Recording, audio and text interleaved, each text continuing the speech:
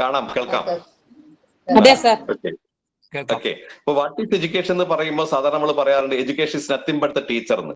എത്ര നല്ല സിലബസ് ആണെങ്കിലും, എത്ര നല്ല കരിക്കുലാണെങ്കിലും, എത്ര നല്ല കുട്ടികളാണെങ്കിലും ടീച്ചർ കോമ്പിറ്റന്റിൽ അവിടെ ഒന്നും നടക്കാൻ പോകുന്നില്ല. ഇനി എത്ര മോശം കുട്ടികളാണെങ്കിലും, എല്ലാം നെഗറ്റീവ് ആണെങ്കിലും ടീച്ചർ കോമ്പിറ്റന്റ് ആണോ അവിടെ അത്ഭുതങ്ങൾ നടക്കും. അതേപോലെ വാട്ട് ഈസ് സ്കൂൾ എന്ന് പറയുമ്പോൾ നമുക്ക് എന്താ പറയാൻ പറ്റുക? എത്ര നല്ല ടീച്ചേഴ്സ് ആണെങ്കിലും, എത്ര നല്ല ബിൽഡിംഗ് ആണെങ്കിലും, എത്ര നല്ല മക്കളാണെങ്കിലും HM കോമ്പിറ്റന്റ് അല്ലെങ്കിൽ അവിടെ ഒന്നും നടക്കാൻ പോകുന്നില്ല. ഇനി എല്ലാം നെഗറ്റീവ് ആണെങ്കിലും ഒരു കോമ്പിറ്റന്റ് ആയ HM ഉണ്ടെങ്കിൽ അത്ഭുതങ്ങൾ കാണിക്കാൻ പറ്റും. അതുകൊണ്ട് സ്കൂളിന്റെ ഏറ്റവും പ്രധാനപ്പെട്ട തൂണെന്ന് പറയുന്നത് HM തന്നെയാണ്.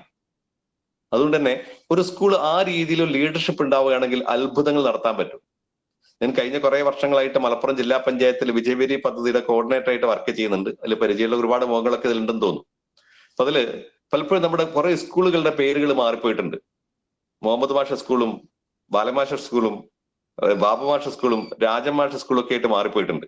അതിന്റെ പ്രധാനപ്പെട്ട കാരണം എന്ന് പറഞ്ഞാൽ അവർ സ്കൂൾ അങ്ങ് ഏറ്റെടുത്ത് മാറ്റം വരുത്തിയാണ്. അതുകൊണ്ട് ലോകത്ത് മാറ്റങ്ങൾ ഉണ്ടാക്കിയത് ആൾക്കൂട്ടങ്ങളല്ല, വ്യക്തികളാണ്.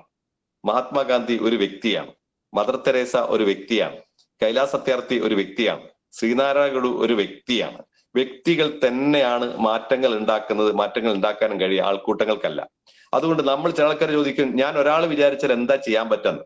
ഒരാൾ വിചാരിച്ചാൽ തന്നെയാണ് ചെയ്യാൻ പറ്റുക, ആൾക്കൂട്ടങ്ങൾ വിചാരിച്ചാലല്ല. പക്ഷെ അതിനുള്ള കരുത്തുണ്ടാവണം, അതിനുള്ള വിഷൻ ഉണ്ടാവണം, അത്തരത്തിൽ മുമ്പോട്ട് പോകാൻ പറ്റണം. ഉടനെ ഒരു HM എന്നൊക്കെ പറയുമ്പോൾ ആദ്യം അവർക്ക് വേണ്ടത് കൃത്യമായ ഒരു വിഷനാണ്. നമ്മുടെ സ്കൂൾ എങ്ങനെയായിരിക്കണം. ഇപ്പൊ നമ്മൾ ഔട്ട്കം ബേസ്ഡ് എഡ്യൂക്കേഷനെ കുറിച്ചാണ് പറഞ്ഞുകൊണ്ടിരിക്കുന്നത്. മുമ്പൊക്കെ നമ്മൾ പ്രോസസ്സിനെ കുറിച്ച് ധാരാളമായിട്ട് പറഞ്ഞുകൊണ്ടിരുന്നു. ഇപ്പൊ നമ്മൾ ഔട്ട്കം ബേസ്ഡ് എഡ്യൂക്കേഷനാണ്. നിങ്ങൾ എന്ത് വർക്ക് ചെയ്തുള്ളതല്ല, എന്ത് റിസൾട്ടാണ് ഉണ്ടാക്കിയെന്നുള്ളതാണ് ഏറ്റവും പ്രധാനം. അതിൽ കൃത്യമായ ഒരു വിഷൻ വേണം. മാത്രമല്ല നമ്മൾ സ്കൂളിൽ ഒരു HM പിരിഞ്ഞു പോയതിന് ഏതെങ്കിലും തരത്തിലുള്ള അടയാളങ്ങൾ ഉണ്ടാക്കാൻ നമുക്ക് കഴിയേണ്ടതുണ്ട്. ചില ആൾക്കാർ വന്നതും പോയതും ആരും അറിയാറില്ല. ചില ആൾക്കാർ വരുമ്പോൾ ചരിത്രം വഴിമാറുന്നൊക്കെ പറയാറുണ്ട്. വൈക്കം മുഹമ്മദ് ബഷീറുടെ ബാല്യകാല സഖിയിൽ ഒരു കഥാപാത്രം പറയുന്നുണ്ട്, ജനിച്ചു മരിച്ചു ജീവിച്ചതിനെന്താ തെളിവ്. അതേപോലെ നമ്മൾ ഒരു സ്കൂളിൽ HM ചെയ്തു, അവിടുന്ന് പിരിഞ്ഞു പോയി, അവിടെ വർക്ക് ചെയ്യാൻ എന്താ തെളിവ്?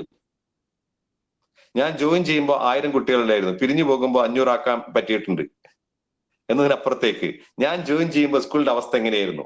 യെസ്, എന്റെ അവിടെ സ്ട്രെങ്ത് ഇത്രയായിരുന്നു, അത് ഇത്രയാക്കി മാറ്റാൻ പറ്റിയിട്ടുണ്ട്. ഞാൻ ജോയിൻ ചെയ്യുമ്പോൾ ആ സ്കൂളിന്റെ അക്കാദമിക് നിലവാരം ഈ രീതിയിലായിരുന്നു, അത് ഈ ഒരു ഉന്നത നിലവാരത്തിലേക്ക് കൊണ്ടുപോകാൻ എനിക്ക് കഴിഞ്ഞിട്ടുണ്ട്. യെസ്, അവിടെ A+ന്റെ എണ്ണം, NMMSന്റെ എണ്ണം, LSSന്റെ എണ്ണം, USSന്റെ എണ്ണം ഇത്ര ശതമാനം വർദ്ധിപ്പിക്കാൻ എനിക്ക് കഴിഞ്ഞിട്ടുണ്ട്.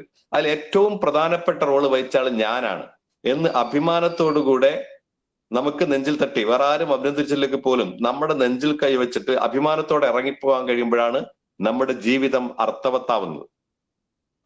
What is the purpose of our life എന്ന് ചോദിക്കാറുണ്ട്. എന്തിനാണ് ജീവിക്കുന്നത് എന്ന് പറയുന്ന ഒരു മറുപടി, the purpose of life is to contribute in something making to better എന്ന്. നമ്മൾ ഇടപെടുന്ന മേഖലയിൽ ഏതെങ്കിലും ഒരു തരത്തിലുള്ള ഒരു പണത്തൂക്കം ഉണ്ടാക്കുമ്പോഴാണ് നമ്മുടെ ജീവിതം അർത്ഥവത്താവുന്നത്. The purpose of life is to contribute in some way to making things better. നമ്മൾ ഇടപെടുന്ന മേഖലയിൽ എന്തെങ്കിലും ഒരു പണത്തൂക്കം നന്മ ഉണ്ടാക്കാൻ പറ്റണം. നമ്മൾ വന്നതിന് എന്തെങ്കിലും തരത്തിലുള്ള അടയാളങ്ങൾ ഉണ്ടാക്കാൻ പറ്റണം. ഒരിക്കലും കടപ്പുറത്ത് കൂടി ഒരു കുറുക്കൻ നടന്നു പോവുകയായിരുന്നു. ആ സമയത്ത് ആമയെ പിടികിട്ടി. ആമയെ പിടികിട്ടാണ് അപൂർവ. കാരണം ചെറിയ ചലനമുണ്ടാകുമ്പോൾ മാമന്തിയും തല വലിച്ചു കളിയും തോട് പൊട്ടിക്കാൻ കഴിയില്ല. ഒരുപാട് കാലത്തെ ആഗ്രഹത്തിന് ശേഷമാണ് കുറുക്കന് ആമയുടെ കഴുത്തിൽ തന്നെ പിടികിട്ടിയത്.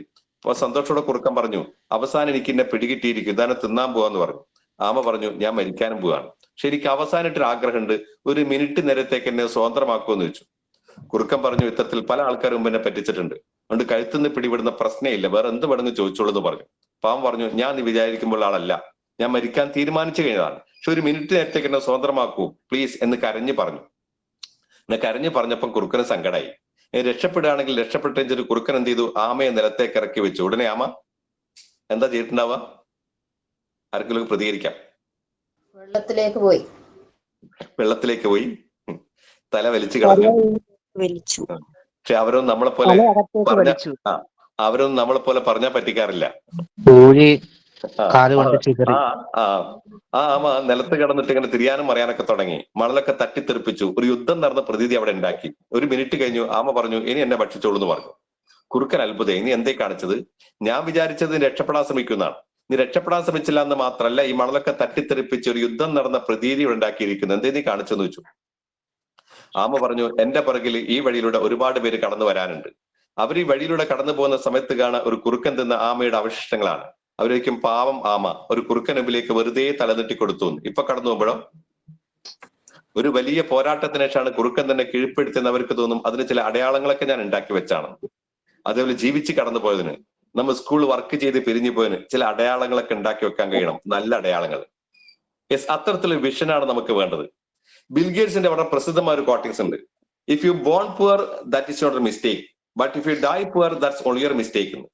പ്രശ്നങ്ങളിലും പ്രയാസങ്ങളിലും ദാരിദ്ര്യത്തിലും നമ്മൾ ജനിച്ചു നമ്മുടെ കുഴപ്പമല്ല. പക്ഷെ അതേ അവസ്ഥയിൽ തന്നെയാണ് നമ്മൾ മരിക്കുന്നെങ്കിൽ അത് വേറെ ആരുടെയും കുഴപ്പമല്ല, നമ്മുടെ മാത്രം കുഴപ്പമാണ്.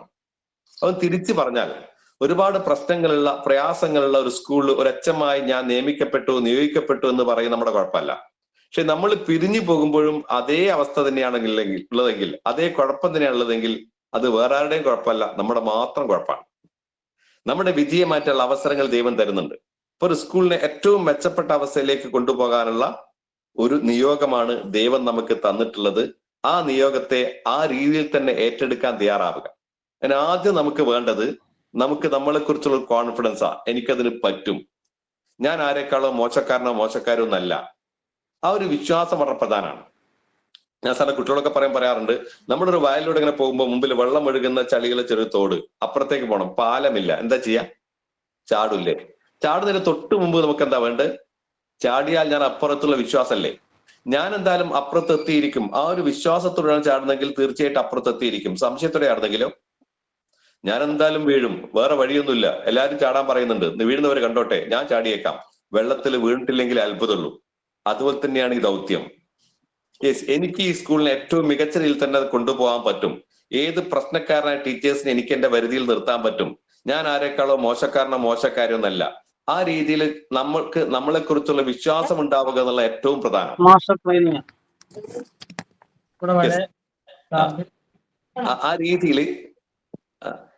ആ രീതിയിൽ നമുക്ക് നമ്മുടെ കഴിവിനെ കുറിച്ചുള്ള വിശ്വാസമാണ് ആദ്യം വേണ്ടത്. ആ വിശ്വാസം ഉള്ളവരാണ് എന്റെ മുമ്പിൽ ഞാൻ വിചാരിക്കുന്നു. ചിലർക്കൊക്കെ മൈക്ക് അൺമ്യൂട്ട് ചെയ്യണം, വീട്ടിലാവുമ്പോൾ ചിലപ്പോൾ സംസാരങ്ങളൊക്കെ വന്നേക്കാം. ഓക്കെ, അപ്പൊ ആ രീതിയിൽ നമുക്ക് നമ്മളെ കുറിച്ചൊരു വിശ്വാസം ഉണ്ടാവുക എന്നുള്ള പ്രധാനം. പക്ഷെ നമുക്ക് നമ്മളെ കുറിച്ചൊരു വിശ്വാസം ഉണ്ടായാൽ മതി. എനിക്ക് ചെയ്യാൻ പറ്റില്ല, നടക്കില്ല, ഈ 2 മാസം കൊണ്ട് 1 വർഷം കൊണ്ട് ഞാനിപ്പോ എന്ത് ചെയ്യാനാന്നൊക്കെയാണ് ചിലക്കാരെ ചിന്ത. നമുക്ക് വളരെ കുറഞ്ഞ സമയം കൊണ്ട് തന്നെ വളരെ മികച്ച റിസൾട്ട് ഉണ്ടാക്കാനൊക്കെ പറ്റും. നമ്മൾ എനിക്ക് കുറഞ്ഞ സമയമുള്ളൂ, കാര്യം ചെയ്യാൻ പറ്റില്ല. പലപ്പോഴും നമ്മളെ അണ്ടർ എസ്റ്റിമേറ്റ് ചെയ്യുക, ഇത്രയൊക്കെ ചെയ്യാൻ പറ്റുള്ളൂ. ഞാൻ ചോദിക്കട്ടെ, കുറെ പേര് ഇപ്പൊ എന്റെ മുമ്പിലുണ്ടല്ലോ, 158ഓളം പേര് എന്റെ മുമ്പിലുണ്ട്, 160 പേരൊക്കെ ഉണ്ട്. ഓക്കെ, 10 സെക്കൻഡ് കൊണ്ട് നമുക്ക് എത്ര പ്രാവശ്യം ക്ലാപ്പ് ചെയ്യാൻ പറ്റും? നിങ്ങൾ വെറുതെ ഇരിക്കുമ്പോൾ ഒരു എക്സസൈസ് ഒക്കെ ചെയ്യുന്നത് നല്ലതാണല്ലോ. 10 സെക്കൻഡ് കൊണ്ട് എത്ര ക്ലാപ്പ് ചെയ്യാൻ പറ്റും? കുറച്ച് പേരെങ്കിലും ഒന്ന് മൈക്കോണാക്കി പറയുക. 10 സെക്കൻഡ് കൊണ്ട് എത്ര ക്ലാപ്പ് നമുക്ക് ചെയ്യാൻ പറ്റും? 10 സെക്കൻഡ് നേരത്തെ കാര്യം സംസാരിക്കാൻ പറ്റും. 10 സെക്കൻഡ് കൊണ്ട് എത്ര ക്ലാപ്പ് ചെയ്യാൻ പറ്റും? എത്ര പ്രാവശ്യം കൈയടിക്കാൻ പറ്റും? 20 പ്രാവശ്യം. 20 പ്രാവശ്യം. പിന്നെ 30, 40 പ്രാവശ്യം. 40, 100, 50. അതാരാ? അയ്യോ, 10 സെക്കൻഡ് കൊണ്ട് 50. പരമാവധി വേഗത്തിൽ അടിച്ചോളൂ. 73. എത്ര ചെയ്യാൻ പറ്റും? 73. 10 മിനിറ്റ്, ഒരു 10 സെക്കൻഡ് സമയം തന്നാലോ? അടിച്ചേക്കാം, നമുക്ക് അടിച്ചു വെക്കാം. പക്ഷെ ആദ്യം നിങ്ങൾ ചെയ്യുന്നതിന് മുമ്പ് എത്ര ചെയ്യാൻ പറ്റുന്ന ആദ്യം മനസ്സൊന്ന് കാണണം. അല്ലെങ്കിൽ മുമ്പുള്ള പേപ്പറിലേക്ക് എഴുതി വെക്കാം എത്ര ചെയ്യാൻ പറ്റും. എന്നിട്ട് അതിലേക്ക് എത്തിയിട്ടുണ്ടോ ഇല്ലയോ നോക്കാം നമുക്ക്. റെഡി? അപ്പൊ എല്ലാ ആൾക്കാരും കൈയടിക്കാൻ വേണ്ടി റെഡിയായി നിൽക്കുക. സ്റ്റാർട്ട് എന്ന് പറയുമ്പോൾ നിങ്ങൾ അടിച്ചു തുടങ്ങുക, സ്റ്റോപ്പ് എന്ന് പറയുമ്പോൾ അവസാനിപ്പിക്കുക. ഞാൻ സമയം ഇവിടെ നോക്കിക്കോളാം. Okay, ready? 1, 2, 3 സ്റ്റാർട്ട്.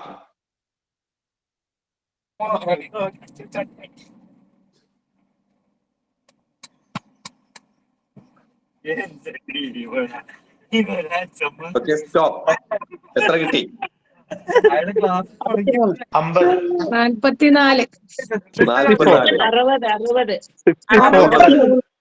60, നേരത്തെ 10, 15 എന്നൊക്കെ പറഞ്ഞാൽ ഇപ്പൊ എത്ര കിട്ടി? 55. യെസ്, നമ്മൾ വിചാരിക്കുന്നതിനേക്കാൾ കൂടുതൽ കാര്യങ്ങൾ ചെയ്യാനുള്ള കഴിവ് നമുക്കുണ്ട്. പലപ്പോഴും നമ്മളെ അണ്ടർ എസ്റ്റിമേറ്റ് ചെയ്ത് ഇത്രയും പറ്റുള്ളൂ, 10 സെക്കൻഡ് ഇത്രയും ചെയ്യാൻ പറ്റുള്ളൂ. നമ്മൾ വിചാരിച്ചതിനേക്കാൾ കൂടുതൽ കാര്യം ചെയ്യാൻ പറ്റും. നമുക്ക് ചില ആൾക്കാർ ചോദിക്കും, നമുക്ക് 1 വർഷം കൊണ്ട് എന്ത് ചെയ്യാൻ പറ്റുന്നു? 1 വർഷം കൊണ്ട് ഒരുപാട് കാര്യം ചെയ്യാൻ പറ്റും. ഒരു സ്കൂളിനെ മാറ്റിമറക്കാൻ പറ്റും. ആ രീതിയിൽ ഏറ്റെടുക്കാൻ തയ്യാറാണെങ്കിൽ. അപ്പൊ ആദ്യം നമുക്ക് വേണ്ടത് ആ ഒരു വിശ്വാസം, എനിക്ക് അത്തരത്തിൽ മാറ്റം വരുത്താൻ പറ്റും. ആ ഒരു വിശ്വാസം ഉണ്ടായി കഴിഞ്ഞാൽ വിജയത്തിന്റെ പകുതി ദൂരം നമ്മൾ താണ്ടിക്കഴിഞ്ഞു. പിന്നെ നമുക്ക് രണ്ടാമത് വേണ്ടത് കൃത്യം ഒരു വിഷനാണ്. നമ്മുടെ സ്കൂൾ എന്താവണം? ഞാൻ നേരത്തെ പറഞ്ഞു ഔട്ട്കം ബേസ്ഡ് എഡ്യൂക്കേഷൻ ആണ് ഇപ്പൊ ലോകം മുഴുവൻ ചർച്ച കൊണ്ടിരിക്കുന്നത്. അതുപോലെ തന്നെ ഔട്ട്കം ബേസ്ഡ് ലീഡർഷിപ്പാണ്. ലീഡർഷിപ്പിനെ കുറിച്ച് പറയുമ്പോൾ HM എന്ന് പറയുന്ന ലീഡർഷിപ്പ് ആണല്ലോ.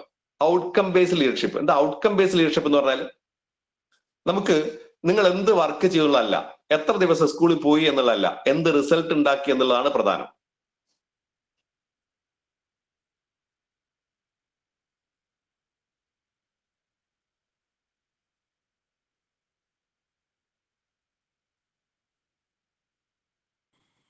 വർഷം കഴിയും സംസാരിക്കുക. നമ്മൾ പുതിയ അധ്യയന വർഷത്തിലേക്ക് കയറുകയാണ്.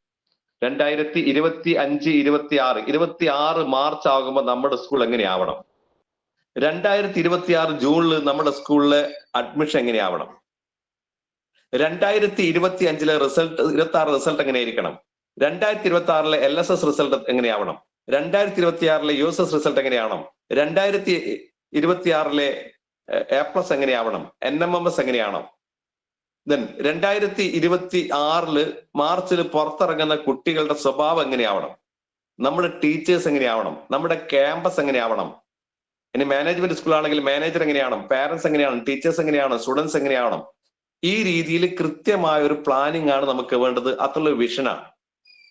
ഇപ്പൊ അക്കാദമി മേഖലയിലാണെങ്കിൽ ഇപ്പൊ ഒരു ക്ലാസ്സിൽ ഇപ്പൊ നമ്മുടെ UP സ്കൂൾ ടീച്ചേഴ്സ് ആണെങ്കിൽ 5, 6, 7 അടുത്ത ഒരു മാർച്ച് ആകുമ്പോഴേക്ക് മിനിമം ലേണിംഗ് ഇല്ലാത്ത ഒരു കുട്ടിയും എന്റെ സ്കൂൾ ഉണ്ടാവില്ല. 5-ലാണെങ്കിലും 6-ലാണെങ്കിലും 7-ലാണെങ്കിലും അതൊരു ഔട്ട്കം ആയിട്ട് വെക്കാവുന്നതാണ്. മാത്രമല്ല ഒരു 80% കുട്ടികൾക്ക് എബോ ആവറേജ് പെർഫോമൻസ് എല്ലാ പരീക്ഷകളിലും കാണിക്കാൻ പറ്റും. അതൊരു ഔട്ട്കം ആയിട്ട് വെക്കാൻ പറ്റുന്നതാണ്. എന്റെ സ്കൂളിൽ ഒരു കുട്ടിയും അത്തരത്തില് ഫോൺ അഡിക്റ്റ് ആവില്ല. അതൊരു ഔട്ട്കം ആയിട്ട് വെക്കാവുന്നതാണ്. എന്റെ സ്കൂളിൽ നിന്ന് പുറത്തിറങ്ങുന്ന ഒരു കുട്ടിയും മറ്റൊരു കുട്ടിയെ ഉപദ്രവിക്കുന്നവരാവില്ല. അതൊരു ഔട്ട്കം ആക്കി വെക്കാവുന്നതാണ്. എന്റെ സ്കൂളിൽ നിന്ന് ഇംഗ്ലീഷ് മീഡിയം ബാച്ചിൽ ഇറങ്ങുന്ന കുട്ടികൾ വേറെ ഏത് സ്കൂളിലെ ഇംഗ്ലീഷ് മീഡിയത്തിൽ പഠിച്ച കുട്ടികളെക്കാൾ മികച്ച രീതിയിൽ ലാംഗ്വേജ് കോമ്പറ്റൻസ് ഉള്ള കുട്ടികളായിട്ട് മാറും. അതൊരു ഔട്ട്കം ആയിട്ട് വെക്കാവുന്നതാണ്. എന്റെ ക്യാമ്പസിനെ കുറിച്ചാണെങ്കിൽ എന്റെ ക്യാമ്പസിൽ ഇപ്പോൾ പൊടിപടലങ്ങളൊക്കെ നിറഞ്ഞൊരു ക്യാമ്പസാണ്. അത് ഞാൻ ഒരു വർഷം കൊണ്ട് മികച്ച പച്ചപ്പുള്ള ഒരു ക്യാമ്പസ് ആക്കി മാറ്റും. യെസ്, എന്റെ സ്കൂൾ ടീച്ചേഴ്സ് എന്ന് പറയുന്നത് പരമ്പരാഗത രീതിയിൽ ക്ലാസ് എടുക്കുന്ന ആൾക്കാരാണ്. ഒരു വർഷം കൊണ്ട് ഏറ്റവും ആധുനിക രീതിയിൽ ക്ലാസ് എടുക്കുന്നവരായിട്ട് അവരെ ഞാൻ മെച്ചപ്പെടുത്തും. യെസ്, എന്റെ സ്കൂളിലെ ടീച്ചേഴ്സ് ഇംഗ്ലീഷ് മീഡിയം ക്ലാസ് എടുക്കുന്നുണ്ട്. പക്ഷെ അവരുടെ ഇംഗ്ലീഷ് ലാംഗ്വേജ് കോമ്പറ്റൻസി എന്ന് പറയുന്നത് വളരെ പുറകിലാണ്. അവിടെ കഷ്ടപ്പെട്ടിട്ടാണ് ഇംഗ്ലീഷ് ക്ലാസ് എടുക്കുന്നത്. പലപ്പോഴും ഇംഗ്ലീഷ് ക്ലാസ്സുകളും മലയാളത്തിലാണ് എടുക്കുന്നത്. ഒരു വർഷം കൊണ്ട് അവരുടെ ലാംഗ്വേജ് കോമ്പറ്റൻസി വർദ്ധിപ്പിക്കാനുള്ള കുറെ പരിപാടികൾ ഞാൻ ചെയ്യും. ഒരു വർഷം ആകുമ്പോഴേക്ക് ടീച്ചേഴ്സ് ഒക്കെ ലാംഗ്വേജിലെല്ലാം കോമ്പറ്റന്റ് ആക്കി ഞാൻ മാറ്റും. യെസ്, എന്റെ സ്കൂളിൽ ഇപ്പോൾ അത്തരത്തിൽ ലൈബ്രറി ഇല്ല. കുട്ടികൾക്ക് വായനാശീലം വളരെ കുറവാണ്. കുറച്ച് കുട്ടികളെങ്കിലും ഞാൻ എല്ലാ ക്ലാസ്സിലും ലൈബ്രറി തുടങ്ങും. എല്ലാ കുട്ടികളെയും വായനയിലേക്ക് തൽപരരാക്കി ഞാൻ മാറ്റും. ഇപ്പോ എന്റെ സ്കൂള് പാരന്റ്സും ടീച്ചേഴ്സും ഒക്കെ ആയിട്ട് നല്ല ബന്ധമല്ല. പക്ഷെ അടുത്ത ഒരു വർഷം കൊണ്ട് ഏറ്റവും നല്ല ബന്ധത്തിലേക്ക് പാരന്റ്സിനെ എത്തിക്കും. ഇപ്പൊ ടീച്ചർ സ്റ്റുഡന്റ് റിലേഷൻഷിപ്പ് എന്ന് പറയുന്നത് അത്ര സൗഹാർദ്ദപരമായിട്ടുള്ള ഒരു സ്കൂളല്ല. എന്റെ കുട്ടികൾക്ക് ഇപ്പൊ ഒരു ഹാപ്പി സ്കൂളായിട്ട് ഫീൽ ചെയ്യുന്നില്ല. അങ്ങനെയാണെങ്കിൽ അടുത്തൊരു വർഷം കൊണ്ട് എന്റെ സ്കൂളിനെ വളരെ ഹാപ്പി സ്കൂളാക്കി മാറ്റും. ഇത്തരത്തിൽ കുറെ ഔട്ട്കം ഒക്കെ എഴുതി വെക്കാൻ പറ്റുമോ? ഞാൻ ഈ പറയുന്നതോട് നിങ്ങൾ നിങ്ങളുടെ പ്രതികരണം എന്താണ്? പ്ലീസ്. പറ്റും പക്ഷേ യെസ്, പക്ഷെ അതിനകത്തൊരു പ്ലാനിങ് വേണം. അത്ര പ്ലാനിങ് വേണം. നമുക്ക് നമ്മുടെ ഒരു പ്രവർത്തനം വിജയിച്ചോ ഇല്ലയോ എന്ന് തീരുമാനിക്കണമെങ്കിൽ ആദ്യം ലക്ഷ്യം ഉണ്ടാവണല്ലോ. ആ ലക്ഷ്യത്തിലേക്ക് എത്തിയിട്ടുണ്ടോ ഇല്ലയോ എന്ന് പറയുമ്പോഴാണ് നമ്മുടെ ഒരു പ്രവർത്തനം വിജയിച്ചു. നമ്മൾ കുറെ വർക്കുകൾ ചെയ്തിട്ട് നമുക്ക് അനാലിസിസ് നടത്താൻ കഴിയില്ല. അതുകൊണ്ട് നമ്മുടെ ലക്ഷ്യത്തെ കുറിച്ച് പറയുമ്പോൾ സ്മാർട്ട് ആയിട്ടുള്ള ലക്ഷ്യം വെക്കണം. എന്താ സ്മാർട്ട് എന്ന് പറഞ്ഞാൽ? SMART, smart. എന്റെ ലാപ്ടോപ്പ് ഇതിന് ഷെയർ ചെയ്യാൻ പറ്റാത്തതുകൊണ്ടാണ് സ്ലൈഡ് കാണിക്കാൻ പറ്റാത്തത്. S ഫോർ സ്പെസിഫിക് ആണ്. സ്പെസിഫിക് ആണ്. ഈ അടുത്ത വർഷം ഈ വർഷത്തേക്കാൾ കുറച്ചുകൂടെ മെച്ചപ്പെട്ട റിസൾട്ട് ഉണ്ടാവുന്നതാണ്. അത് സ്പെസിഫിക് അല്ല. ഇത്ര എണ്ണം പറയാൻ പറ്റണം. ഈ വർഷം നമുക്ക് LSS കിട്ടിയിരിക്കും ഇത്ര ശതമാനം കുട്ടികൾക്കാണ്. 10% കുട്ടികൾ കിട്ടിയാൽ 5% കുട്ടികൾ കിട്ടി, അടുത്ത ശതമാനം 10% ആക്കും. അത് നമുക്ക് അളക്കാൻ പറ്റും. ഇത് കിട്ടിയോ ഇല്ലയോ ചെക്ക് ചെയ്യാൻ പറ്റും. ഇപ്പോ ഇത്ര കുട്ടികൾക്ക് മാത്രമേ നമ്മുടെ ലാംഗ്വേജ് കോമ്പറ്റൻസി ആണെങ്കിൽ ഇംഗ്ലീഷ് മീഡിയം ക്ലാസ് പഠിക്കുന്ന 10% കുട്ടികൾക്ക് പോലും അത്രത്തെ 7ാം ക്ലാസ് പഠിക്കുന്ന കുട്ടികൾക്ക് ഇംഗ്ലീഷ് കൃത്യമായിട്ട് സംസാരിക്കാൻ പറ്റുന്നില്ല. അടുത്ത മാർച്ച് ആകുമ്പോഴേക്ക് അതിൽ 80% കുട്ടികളും നല്ല രീതിയിൽ ഇംഗ്ലീഷ് സംസാരിക്കുന്നതിലേക്ക് മാറ്റും. അങ്ങനെ പറയുമ്പോഴാണ് ലക്ഷ്യം സ്പെസിഫിക് ആവുന്നത്. അപ്പോഴേ നമുക്ക് അസസ് ചെയ്യാനും പറ്റുള്ളൂ. അപ്പൊ നമുക്ക് മാർച്ചിൽ നമുക്ക് ടെസ്റ്റ് ചെയ്യാം, അവിടേക്ക് എത്തിയിട്ടുണ്ടോ ഇല്ലേ, എന്തുകൊണ്ട് എത്തിയില്ല, അവിടെ എന്തൊക്കെ റെമഡിയൽ പ്രോഗ്രാം ഒക്കെ നടത്താൻ പറ്റുക. മാത്രമല്ല ഇത്ര ലക്ഷ്യം വെച്ച് കഴിഞ്ഞാൽ അത് ചെക്ക് ചെയ്യേണ്ടത് മാർച്ചിലല്ല.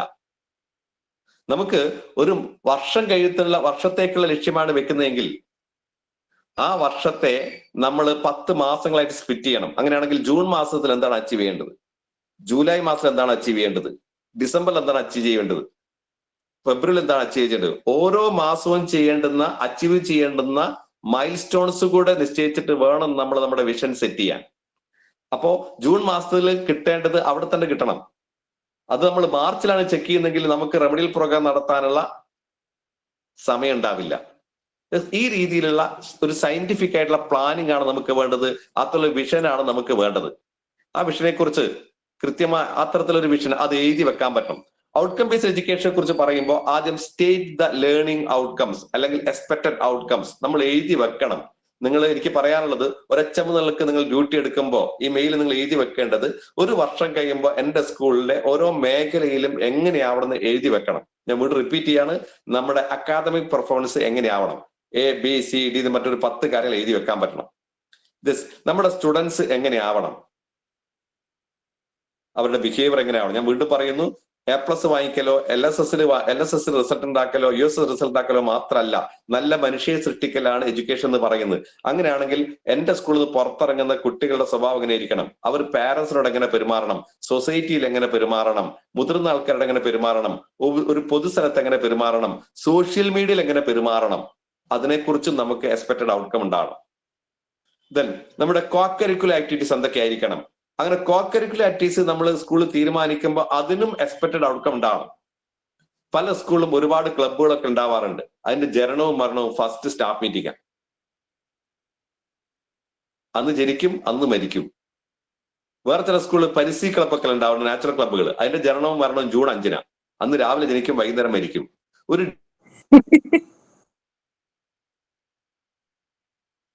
ഒരു പരിസ്ഥിതി ക്ലബിലൂടെ അങ്ങനല്ല സാറേ, അല്ലാതെ നടക്കുന്ന ഇഷ്ടം പോലെ ക്ലബിലൂടെ ഞാൻ ജനറലായിട്ട് പറയാണ്, ഒരുപാട് ഇത് മെച്ചപ്പെട്ട സ്കൂൾ, നന്നായിട്ട് നടക്കുന്ന സ്കൂളുകളുണ്ട്. ഒരു പരിസ്ഥിതി ക്ലബ്ബ് ഉണ്ടാകുമ്പോൾ അതിലൊരു ക്ലബില് ഒരു കുട്ടി പങ്കെടുത്തു കഴിഞ്ഞാൽ ആ ക്ലബിന്റെ പ്രവർത്തനത്തോട് കുട്ടി കടന്നു പോകുമ്പോൾ കുട്ടിക്ക് ഉണ്ടാവേണ്ട ചേഞ്ച് എന്തൊക്കെയാണെന്ന് എഴുതി വെക്കണം. അപ്പോഴാണ് ഒരു ക്ലബിന്റെ പ്രവർത്തനം സയന്റിഫിക് ആവുന്നത്. അതിനൊരു ക്ലബിന് എക്സ്പെക്ടഡ് ഔട്ട്കം ഉണ്ട്. ഒരു വർഷം ഇത്തരം പരിപാടികളുടെ മിനിമം ഒരു 10 പ്രോഗ്രാമിലൂടെ കുട്ടി കടന്നു പോകണം. അങ്ങനെയാണെങ്കിൽ പ്രകൃതിയെ സ്നേഹിക്കും. അത്തരത്തില് പ്രകൃതി സംരക്ഷണ പരിപാടികളിൽ അവർ ഏർപ്പെടും. ദെൻ കുട്ടികളെ വേസ്റ്റ് മാനേജ്മെന്റിൽ അവര് പ്രാമുഖ്യം നേടും. വീട്ടിലും അത്തരത്തിലുള്ള സ്വഭാവങ്ങളൊക്കെ അവർ കാണിക്കും. സമൂഹത്തിൽ അത്തരം സ്വഭാവങ്ങൾ കാണിക്കും. അത്തരം സ്വഭാവങ്ങളൊന്നും കാണിക്കുന്നില്ലെങ്കിൽ ഈ ക്ലബ്ബ് കൊണ്ടെന്ത് കാര്യമുള്ളത്? പലപ്പോഴും പല സ്കൂളുകളും ക്ലബ്ബുകൾ എന്ന് പറയുന്നത് കുറെ ഡേ ആഘോഷിക്കാൻ വേണ്ടി മാത്രമാണ്. ഡേ ആഘോഷം എന്ന് പറയുന്നത് അതിലെ കുറെ പരിപാടികൾ, ഒരു ചെറിയ പരിപാടി മാത്രം ഉദാഹരണമായിട്ട് പറഞ്ഞതേ ഉള്ളൂ. ചിത്രത്തില് നമുക്ക് കോ കരിക്കുലർ എന്തൊക്കെയാണ് വേണ്ടത്. ഇനി കോ കരിക്കുലർ ആക്ടിവിറ്റീസിനെ കുറിച്ച് പ്ലാൻ ചെയ്യുമ്പോൾ തന്നെ എല്ലാ കുട്ടികളും ഏതെങ്കിലും ഒരു ക്ലബിൽ മെമ്പർ ആവണം, അത് ഉറപ്പുവരുത്തണം. മാത്രമല്ല പലപ്പോഴും നമ്മുടെ സ്കൂളുകളിലെ ക്ലബ്ബുകളിലെ ലീഡർഷിപ്പ് ആർക്കാ കിട്ടാറ്? നന്നായിട്ട് പഠിക്കുന്ന കുട്ടികളാണ്. അവർക്കല്ല ക്ലബിൽ ലീഡർഷിപ്പ് കൊടുക്കേണ്ടത്. നന്നായിട്ട് പഠിക്കുന്ന നല്ല സ്വഭാവമുള്ള കുട്ടികൾക്ക് ഓൾറെഡി ലീഡർഷിപ്പ് ഉണ്ട്, അവർക്ക് ഒരുപാട് ഓപ്പർച്യൂണിറ്റീസ് ഉണ്ട്. ഈ ഓപ്പർച്യൂണിറ്റി ഇല്ലാത്ത ആൾക്കാർക്കാണ് നമ്മൾ അവസരങ്ങൾ കൊടുക്കേണ്ടത്. പ്രത്യേകിച്ച് പിന്നാക്കം നിൽക്കുന്ന കുട്ടികൾക്ക്, ക്ലാസ്സിൽ കൃത്യമായി അറ്റൻഡ് ചെയ്യാത്ത കുട്ടികൾ, പഠന പിന്നാക്കം നിൽക്കുന്ന കുട്ടികൾ, പ്രശ്നക്കാരായ കുട്ടികൾ നിങ്ങൾ ഇത്ര ക്ലബിന് ലീഡറാക്കൂ. ഒരുപക്ഷെ അത്ര ലീഡർഷിപ്പ് കിട്ടുന്നതോടുകൂടെ തന്നെ എന്ത് ചെയ്യും? അവർ മുമ്പോട്ട് വരാനുള്ള സാധ്യതയുണ്ട്. ഇപ്പൊ നിങ്ങൾ ഒരു സ്പെഷ്യൽ ക്ലാസ് വെച്ചാൽ വരാത്തൊരു കുട്ടി, അല്ലെങ്കിൽ പലതരത്തിൽ പ്രശ്നങ്ങൾ ഉണ്ടാക്കുന്ന കുട്ടി നിങ്ങൾ പരിസ്ഥിതി ക്ലബിന്റെ ലീഡറാക്കൂ. അവനോട് പറയും നീയാണ് ക്ലബ്ബ്, അവന്റെ മുമ്പിൽ അവന്റെ ആക്ഷൻ പ്ലാനൊക്കെ കൃത്യമായിട്ട് അവൻ ഉണ്ടാക്കി കൊടുക്കൂ, നീയാണ് ഇതിന്റെ ലീഡർ. നമുക്ക് അടുത്ത ഒരു വർഷം കൊണ്ട് നമ്മുടെ സ്കൂളിന് ചുറ്റും 100 മരത്തൈകൾ നട്ട് വളർത്തി റെഡിയാക്കണം. അത്ര ദൗത്യം അവന് കൊടുത്തു കഴിഞ്ഞാൽ അവരൊരു പക്ഷെ നന്നായിട്ട് ചെയ്യും. അവനൊരു ചെടി നടുന്ന ചിത്രം ഫോട്ടോ എടുത്തിട്ട് നിങ്ങൾ സോഷ്യൽ മീഡിയയിലൊക്കെ പോസ്റ്റ് ചെയ്യൂ. അടുത്ത അസംബ്ലിയിൽ വെച്ചിട്ട് അവനൊന്ന് അഭിനന്ദിക്കൂ. ഇത്തരത്തിൽ അഭിനന്ദനം കിട്ടുന്നതോടുകൂടെ ഈ പിന്നാക്കം നിൽക്കുന്ന കുട്ടി പഠന മേഖലയിലേക്ക് വരാനുള്ള സാധ്യത കൂടും. ഏതെങ്കിലും തരത്തിൽ പൊതു സദസ്സിൽ അംഗീകരിക്കപ്പെട്ട ഒരു കുട്ടി നെഗറ്റീവ് ബിഹേവിയറിലേക്ക് പോകാനുള്ള സാധ്യത കുറയത്രേ. ആ രീതിയിൽ ഔട്ട്കം ബേസ്ഡ് ഒരു പ്ലാനിങ് ആണ് നമുക്ക് വേണ്ടത്. ഏതായാലും നമ്മുടെ സ്കൂള് കുറച്ചുകൂടി മെച്ചപ്പെട്ട അവസ്ഥയിലേക്ക് പോകണം നമുക്ക് ആഗ്രഹമുണ്ടല്ലോ. നമ്മുടെ ടീച്ചേഴ്സുമായിട്ട് നമ്മുടെ സഹപ്രവർത്തകരായിട്ട് കുറച്ചുകൂടി നല്ല റിലേഷൻഷിപ്പ് വേണം നമുക്ക് ആഗ്രഹമുണ്ടല്ലോ. നമ്മുടെ പേരൻസ് ആയിട്ട് കുറച്ചുകൂടി നല്ല റിലേഷൻഷിപ്പ് വേണം നമുക്ക് ആഗ്രഹമുണ്ടല്ലോ. നമ്മുടെ കുടുംബത്തിലാണെങ്കിലും നമ്മുടെ സമൂഹത്തിലാണെങ്കിലും ഒക്കെ കുറച്ചുകൂടി മെച്ചപ്പെട്ട അവസ്ഥയിലേക്ക് പോകണമെന്നും നമ്മൾ കാരണം കുറച്ചുകൂടി മെച്ചപ്പെട്ട അവസ്ഥയിലേക്ക് പോകണം നമുക്ക് ആഗ്രഹമില്ലേ? ഞാൻ ചോദിക്കട്ടെ, ഭ്രാന്ത് എന്ന് പറഞ്ഞാൽ എന്താണ്? What is insanity? ആർക്കൊക്കെ പറയാം, ഭ്രാന്ത് എന്ന് പറഞ്ഞാൽ എന്താണ്? Doing something and expecting Yes. more is പലപ്പോഴും an ഞാൻ പറയുന്നതാണ്, insanity എന്ന് doing the കേട്ടിട്ടുണ്ട്. same thing over and over again and expecting the different result, that's insanity. ഒരേ കാര്യം തന്നെ ചെയ്തുകൊണ്ടിരിക്കുക, വ്യത്യസ്തമായ റിസൾട്ട് പ്രതീക്ഷിക്കുക, അതാണ് ഭ്രാന്ത്. കഴിഞ്ഞ വർഷം നടത്തിയ അതേ പ്രവർത്തനം ഈ വർഷം നടത്തുക, എന്നിട്ട് കഴിഞ്ഞ വർഷത്തെക്കാൾ മെച്ചപ്പെട്ട റിസൾട്ട് ഈ വർഷം വേണമെന്ന് ആഗ്രഹിക്കുക, അതാണ് ഭ്രാന്ത്. നമ്മുടെ സഹപ്രവർത്തകരോട് നമ്മൾ ഇതുവരെ എങ്ങനെയാണോ പെരുമാറിയത് അതുപോലെ തന്നെ ഇനിയും പെരുമാറുക. നമ്മുടെ പെരുമാറ്റത്തിൽ ഒരു മാറ്റത്തിന് നമ്മൾ തയ്യാറല്ല, എന്നിട്ട് അവരൊക്കെ ആയിട്ട് കുറച്ചുകൂടി നല്ല ബന്ധം വേണം നമ്മൾ ആഗ്രഹിക്കുകയും ചെയ്യുക, അതാണ് ഭ്രാന്ത്. വീട്ടിലാണെങ്കിൽ കുടുംബത്തിലാണെങ്കിൽ ഇതുവരെ നമ്മൾ എങ്ങനെയാണോ പെരുമാറുന്നത് അതുപോലെ തന്നെ ഇനിയും പെരുമാറുക. നമ്മുടെ പെരുമാറ്റത്തിൽ ഒരു മാറ്റത്തിന് നമ്മൾ തയ്യാറല്ല, എന്നിട്ട് വീട്ടിൽ കുറച്ചുകൂടി സന്തോഷവും സമാധാനമൊക്കെ നമ്മൾ ആഗ്രഹിക്കുകയും ചെയ്യുക, അതാണ് ഭ്രാന്ത്. അല്ലെ? പലപ്പോഴും നമ്മൾ ഭ്രാന്തന്മാരാണ്. നമ്മുടെ സ്വഭാവത്തിൽ മാറ്റം വരുത്താതെ, നമ്മുടെ പ്രവർത്തനത്തിൽ മാറ്റം വരുത്താതെ നമ്മുടെ ചുറ്റുപാടുകളിൽ മാറ്റം ഉണ്ടാക്കണം നമ്മൾ ആഗ്രഹിക്കുകയാണ്. യെസ്, നമ്മുടെ സ്വഭാവത്തിൽ മാറ്റം വരുത്തുന്നതിലൂടെ, പ്രവർത്തനത്തിൽ മാറ്റം വരുത്തുന്നതിലൂടെ മാത്രമേ സ്കൂളും കാര്യങ്ങളൊക്കെ മാറ്റങ്ങൾ ഉണ്ടാവുള്ളൂ. യെസ്, ആ രീതിയിലുള്ള കൃത്യമായ ഒരു പ്ലാനിങ് ആണ് നമുക്ക് വേണ്ടത്. ഇഫ് യു ഫെയിൽ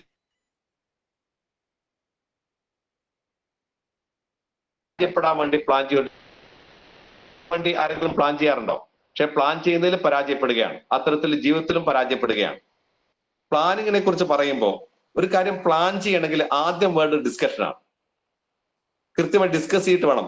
നമ്മളൊരു കാര്യം, ഒരു ജനാധിപത്യ രാജ്യത്താണ് നമ്മൾ ജീവിക്കുന്നത്. മാത്രമല്ല, ടീച്ചേഴ്സിനെ കൊണ്ട് ഒരു കോഴിമുട്ട പുറത്തുള്ള സമ്മർദ്ദം കൊണ്ടാണ് പൊട്ടിക്കുന്നതെങ്കിൽ ഒരു ജീവിതം അവസാനിച്ചു. അത് ഉള്ളിൽ നിന്നുള്ള സമ്മർദ്ദം കൊണ്ടാണ് പൊട്ടുന്നെങ്കിലോ ഒരു പുതുജീവിതം ഉണ്ടാവും. നമ്മൾ പറയുന്നത് കൊണ്ട്, എച്ച്.എം പറയുന്നതുകൊണ്ട്, വേറെ ആരെങ്കിലും പറയുന്നതുകൊണ്ടാണ് ഒരു ഡ്യൂട്ടി ടീച്ചേഴ്സ് ഏറ്റെടുക്കുന്നതെങ്കിൽ ദാറ്റ്സ് എ എക്സ്റ്റേണൽ പ്രഷർ, അത് മുട്ടേ തന്നെ ചത്തു. അവസാനത്ത് അവർ ഉള്ളുന്ന ഒരു ആഗ്രഹം വരികയാണ്, ഇങ്ങനെ പോരാ, നന്നാവണം, ഇത്തരം വർക്ക് ചെയ്യണം, ഈ റിസൾട്ട് ഉണ്ടാക്കണം എന്ന് അവരുടെ ഉള്ളുന്ന ഒരു ആഗ്രഹം വരികയാണെങ്കിൽ തീർച്ചയായിട്ടും മാറ്റം ഉണ്ടാവും. അതുകൊണ്ട് നമ്മൾ എടുക്കുന്ന തീരുമാനം അവരുടെ തീരുമാനമാക്കി മാറ്റുന്നതിലാണ് ഒരു ലീഡർഷിപ്പിന്റെ വിജയം എന്ന് പറയുന്നത്.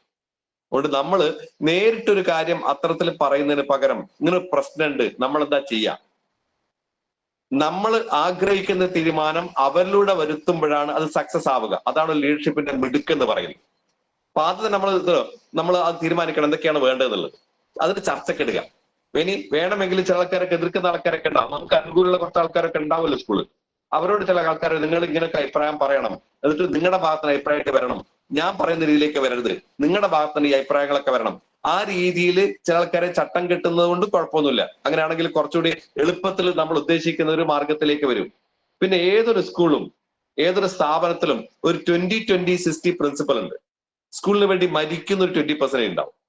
അവർക്ക് സമയം നോക്കാതെ, ദിവസം നോക്കാതെ, ഹോളിഡേ നോക്കാതെ സ്കൂളിന് വേണ്ടി എല്ലാ പ്രവർത്തനങ്ങളും ഏറ്റെടുക്കുന്ന, സ്വന്തം ജീവിതത്തെ പോലും തിരിച്ചുകൊണ്ട് സ്കൂളിന് വേണ്ടി മരിക്കുന്ന ഒരു 20% ഉണ്ടാവും. വേറെ 20% ഉണ്ടാവും ഇതൊന്നും ചെയ്യാതെ നെഗറ്റീവ് മാത്രം പറയുന്ന, എല്ലാറ്റിനും പ്രശ്നമായിട്ട് നിൽക്കുന്ന കുറച്ച് ആൾക്കാരുണ്ടാവും. ബോൺ നെഗറ്റീവ് എന്ന അവരെ നമ്മൾ മൈൻഡ് നന്നാക്കാൻ പോയിട്ട് കാര്യമില്ല. പിന്നെ ഒരു 60% ആൾക്കാരുണ്ട്, അവർക്ക് പ്രത്യേകിച്ച് നിലപാടൊന്നും ഉണ്ടാവില്ല. ആരുടെ കൂടെ കൂടിയാണ് ലാഭം ഉണ്ടാവുക, അവരങ്ങോട്ടും ഇങ്ങോട്ടൊക്കെ മാറിക്കൊണ്ടിരിക്കും, വലിയ കുഴപ്പക്കാരൊന്നുമില്ല. പക്ഷെ അവരെ കൂടി നമുക്ക് ചേർത്ത് പിടിക്കാൻ പറ്റും. ഈ 20-യും 60-യും കൂടി കിട്ടിക്കഴിഞ്ഞാൽ നമ്മുടെ സ്കൂളിനെ ഏറ്റവും ഉയരത്തിലേക്ക് കൊണ്ടുപോകാൻ പറ്റും. എല്ലാ ആൾക്കാരെയും നന്നാക്കിയിട്ട് സ്കൂൾ നന്നാക്കാമെന്ന് വ്യാമോഹിക്കരുത്. പക്ഷെ ഒരുപക്ഷെ നമ്മൾ അത്തരത്തിലുള്ള നല്ല പ്രവർത്തനങ്ങൾ ചെയ്ത് മുമ്പോട്ട് പോകുമ്പോൾ ഇത്തരത്തിൽ നെഗറ്റീവായ ആൾക്കാരും നമ്മുടെ കൂടെ വരും. ഇവിടെ എല്ലാ ആൾക്കാരായിട്ട് നല്ല റിലേഷൻഷിപ്പ് ഉണ്ടാക്കുക എന്ന് പറയുന്നത് എച്ച്.എമ്മിന്റെ പ്രധാനപ്പെട്ട ദൗത്യങ്ങളിൽ ഒന്നാണ്. നല്ല റിലേഷൻഷിപ്പ് ഉണ്ടാക്കണമെങ്കിൽ ആവശ്യമുള്ള കുറെ ഘടകങ്ങളുണ്ട്. അതിൽ ഏറ്റവും പ്രധാനം എന്ന് പറയുന്നത്, റിലേഷൻഷിപ്പ് എന്ന് പറയുന്നത് ഒരു ബാങ്ക് അക്കൗണ്ട് തുടങ്ങുമ്പോഴൊക്കെയാണ് പറയാറുണ്ട്. എങ്ങനെയാ ഒരു ബാങ്ക് അക്കൗണ്ട് തുടങ്ങുക? ഒരു ബാങ്ക് അക്കൗണ്ട് എങ്ങനെയാ സ്റ്റാർട്ട് ചെയ്യാം?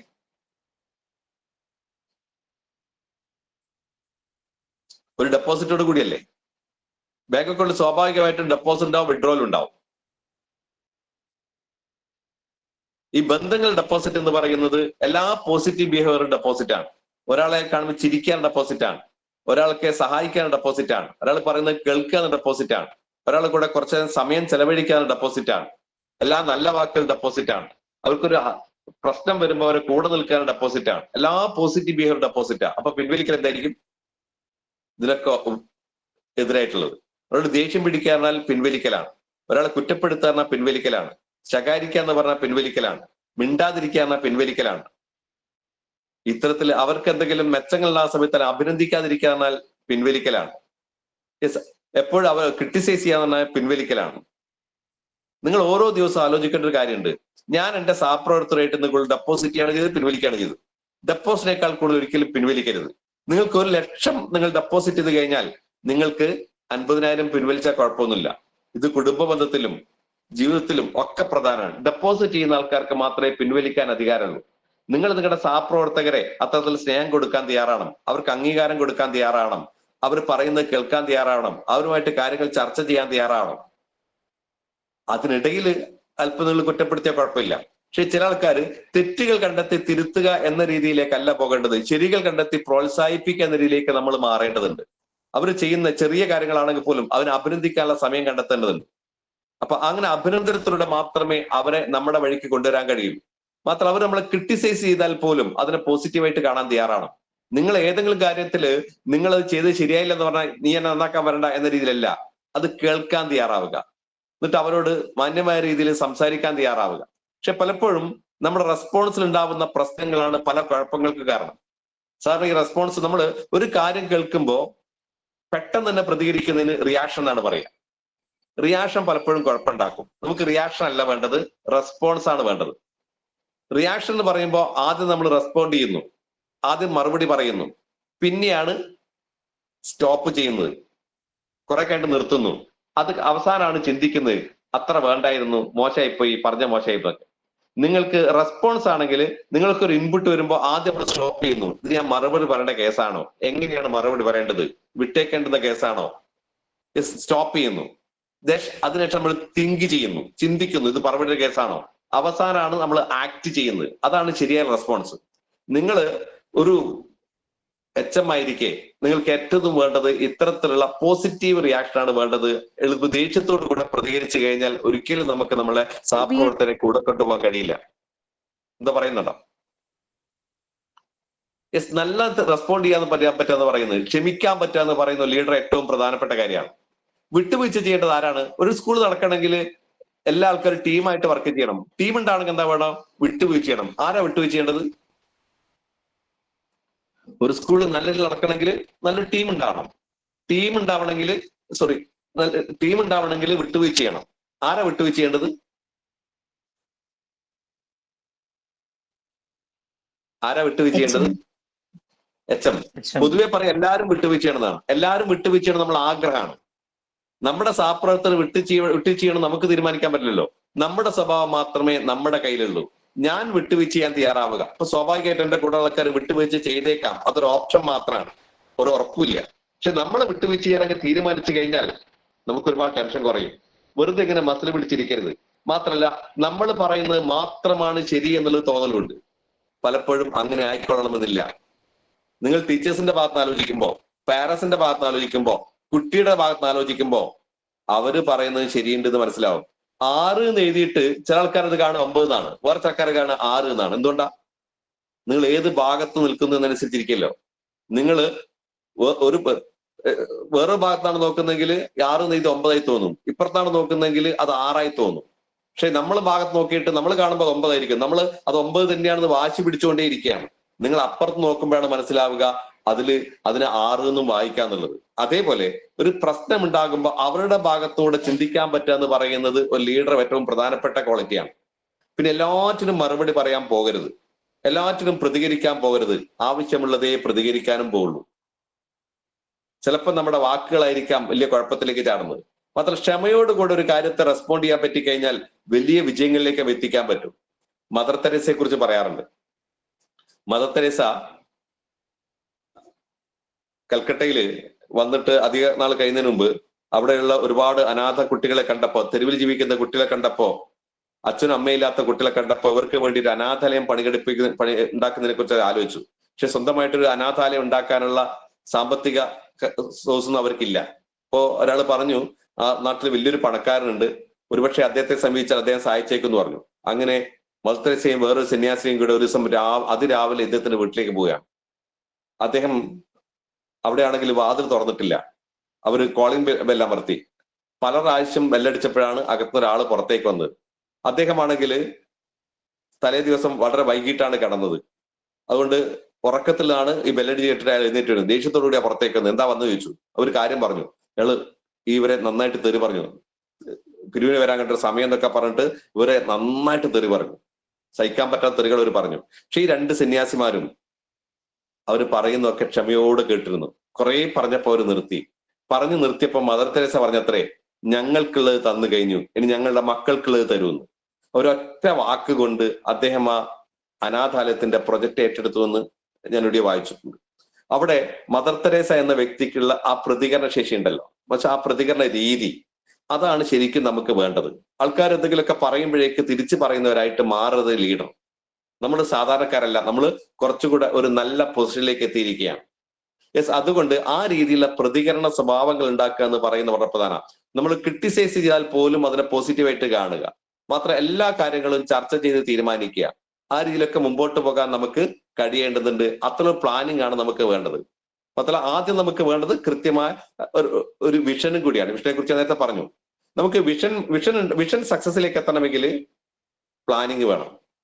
പ്ലാനിങ് മാത്രം പോരാ, ഡിസ്കഷൻ വേണം.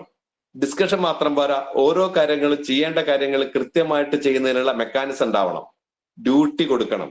ആ ഡ്യൂട്ടി അവർ ചെയ്തിട്ടുണ്ടോ എന്നുള്ള ഇവാലുവേഷൻ മെത്തേഡ് ഉണ്ടാവണം. ഈ രീതിയിൽ മാത്രമേ ഒരു സ്കൂളിനെ അത്തരത്തിൽ സക്സസിലേക്ക് കൊണ്ടുപോകാൻ കഴിയുള്ളൂ.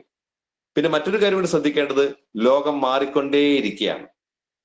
അതിനനുസരിച്ചുള്ള മാറ്റങ്ങൾ നമ്മുടെ ക്ലാസ് റൂമിൽ കൊണ്ടുവന്നേ പറ്റുള്ളൂ. 1965 മുതൽ 79 വരെ ജനിച്ച ആൾക്കാർ ജനറേഷൻ എക്സ് ആണ്.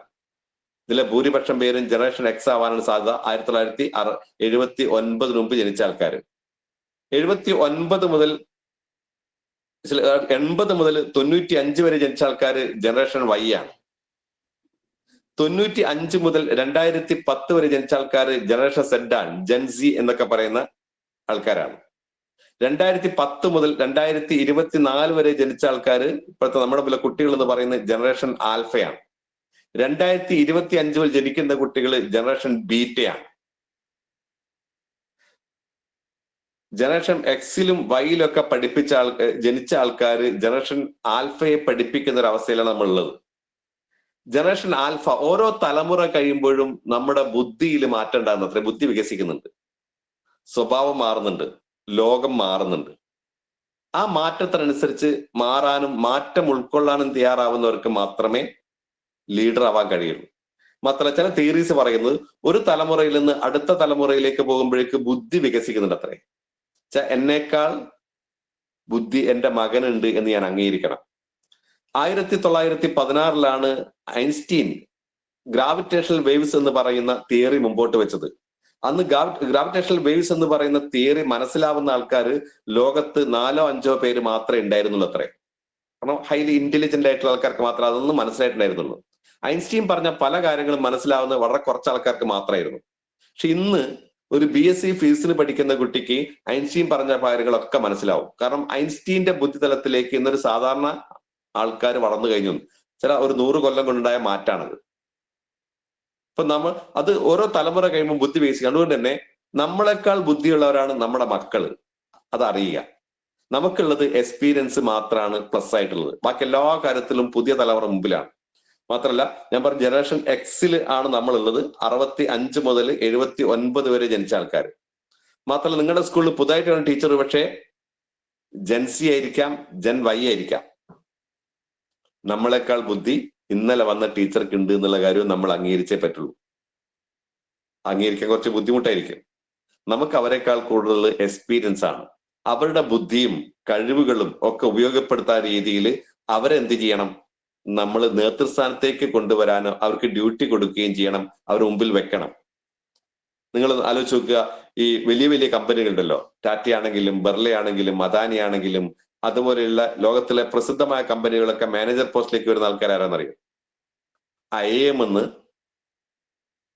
MBA കഴിയുന്ന, പ്രൊഫഷണൽ കോഴ്സ് കഴിയുന്ന, മാനേജ്മെന്റ് കോഴ്സ് കഴിയുന്ന 25ഉം 26ഉം വയസ്സുള്ള കുട്ടികളാണ് ഇത്തരത്തിലെ വലിയ കമ്പനികളുടെ പോസ്റ്റിലേക്ക് നിയമിക്കുന്നത്. 1-2 വർഷത്തെ ട്രെയിനിങ് കൊടുക്കും, നേരെ ഡിസിഷൻ മേക്കിംഗ് പോസ്റ്റിലേക്ക് അവരെ നിയമിക്കുകയാണ്.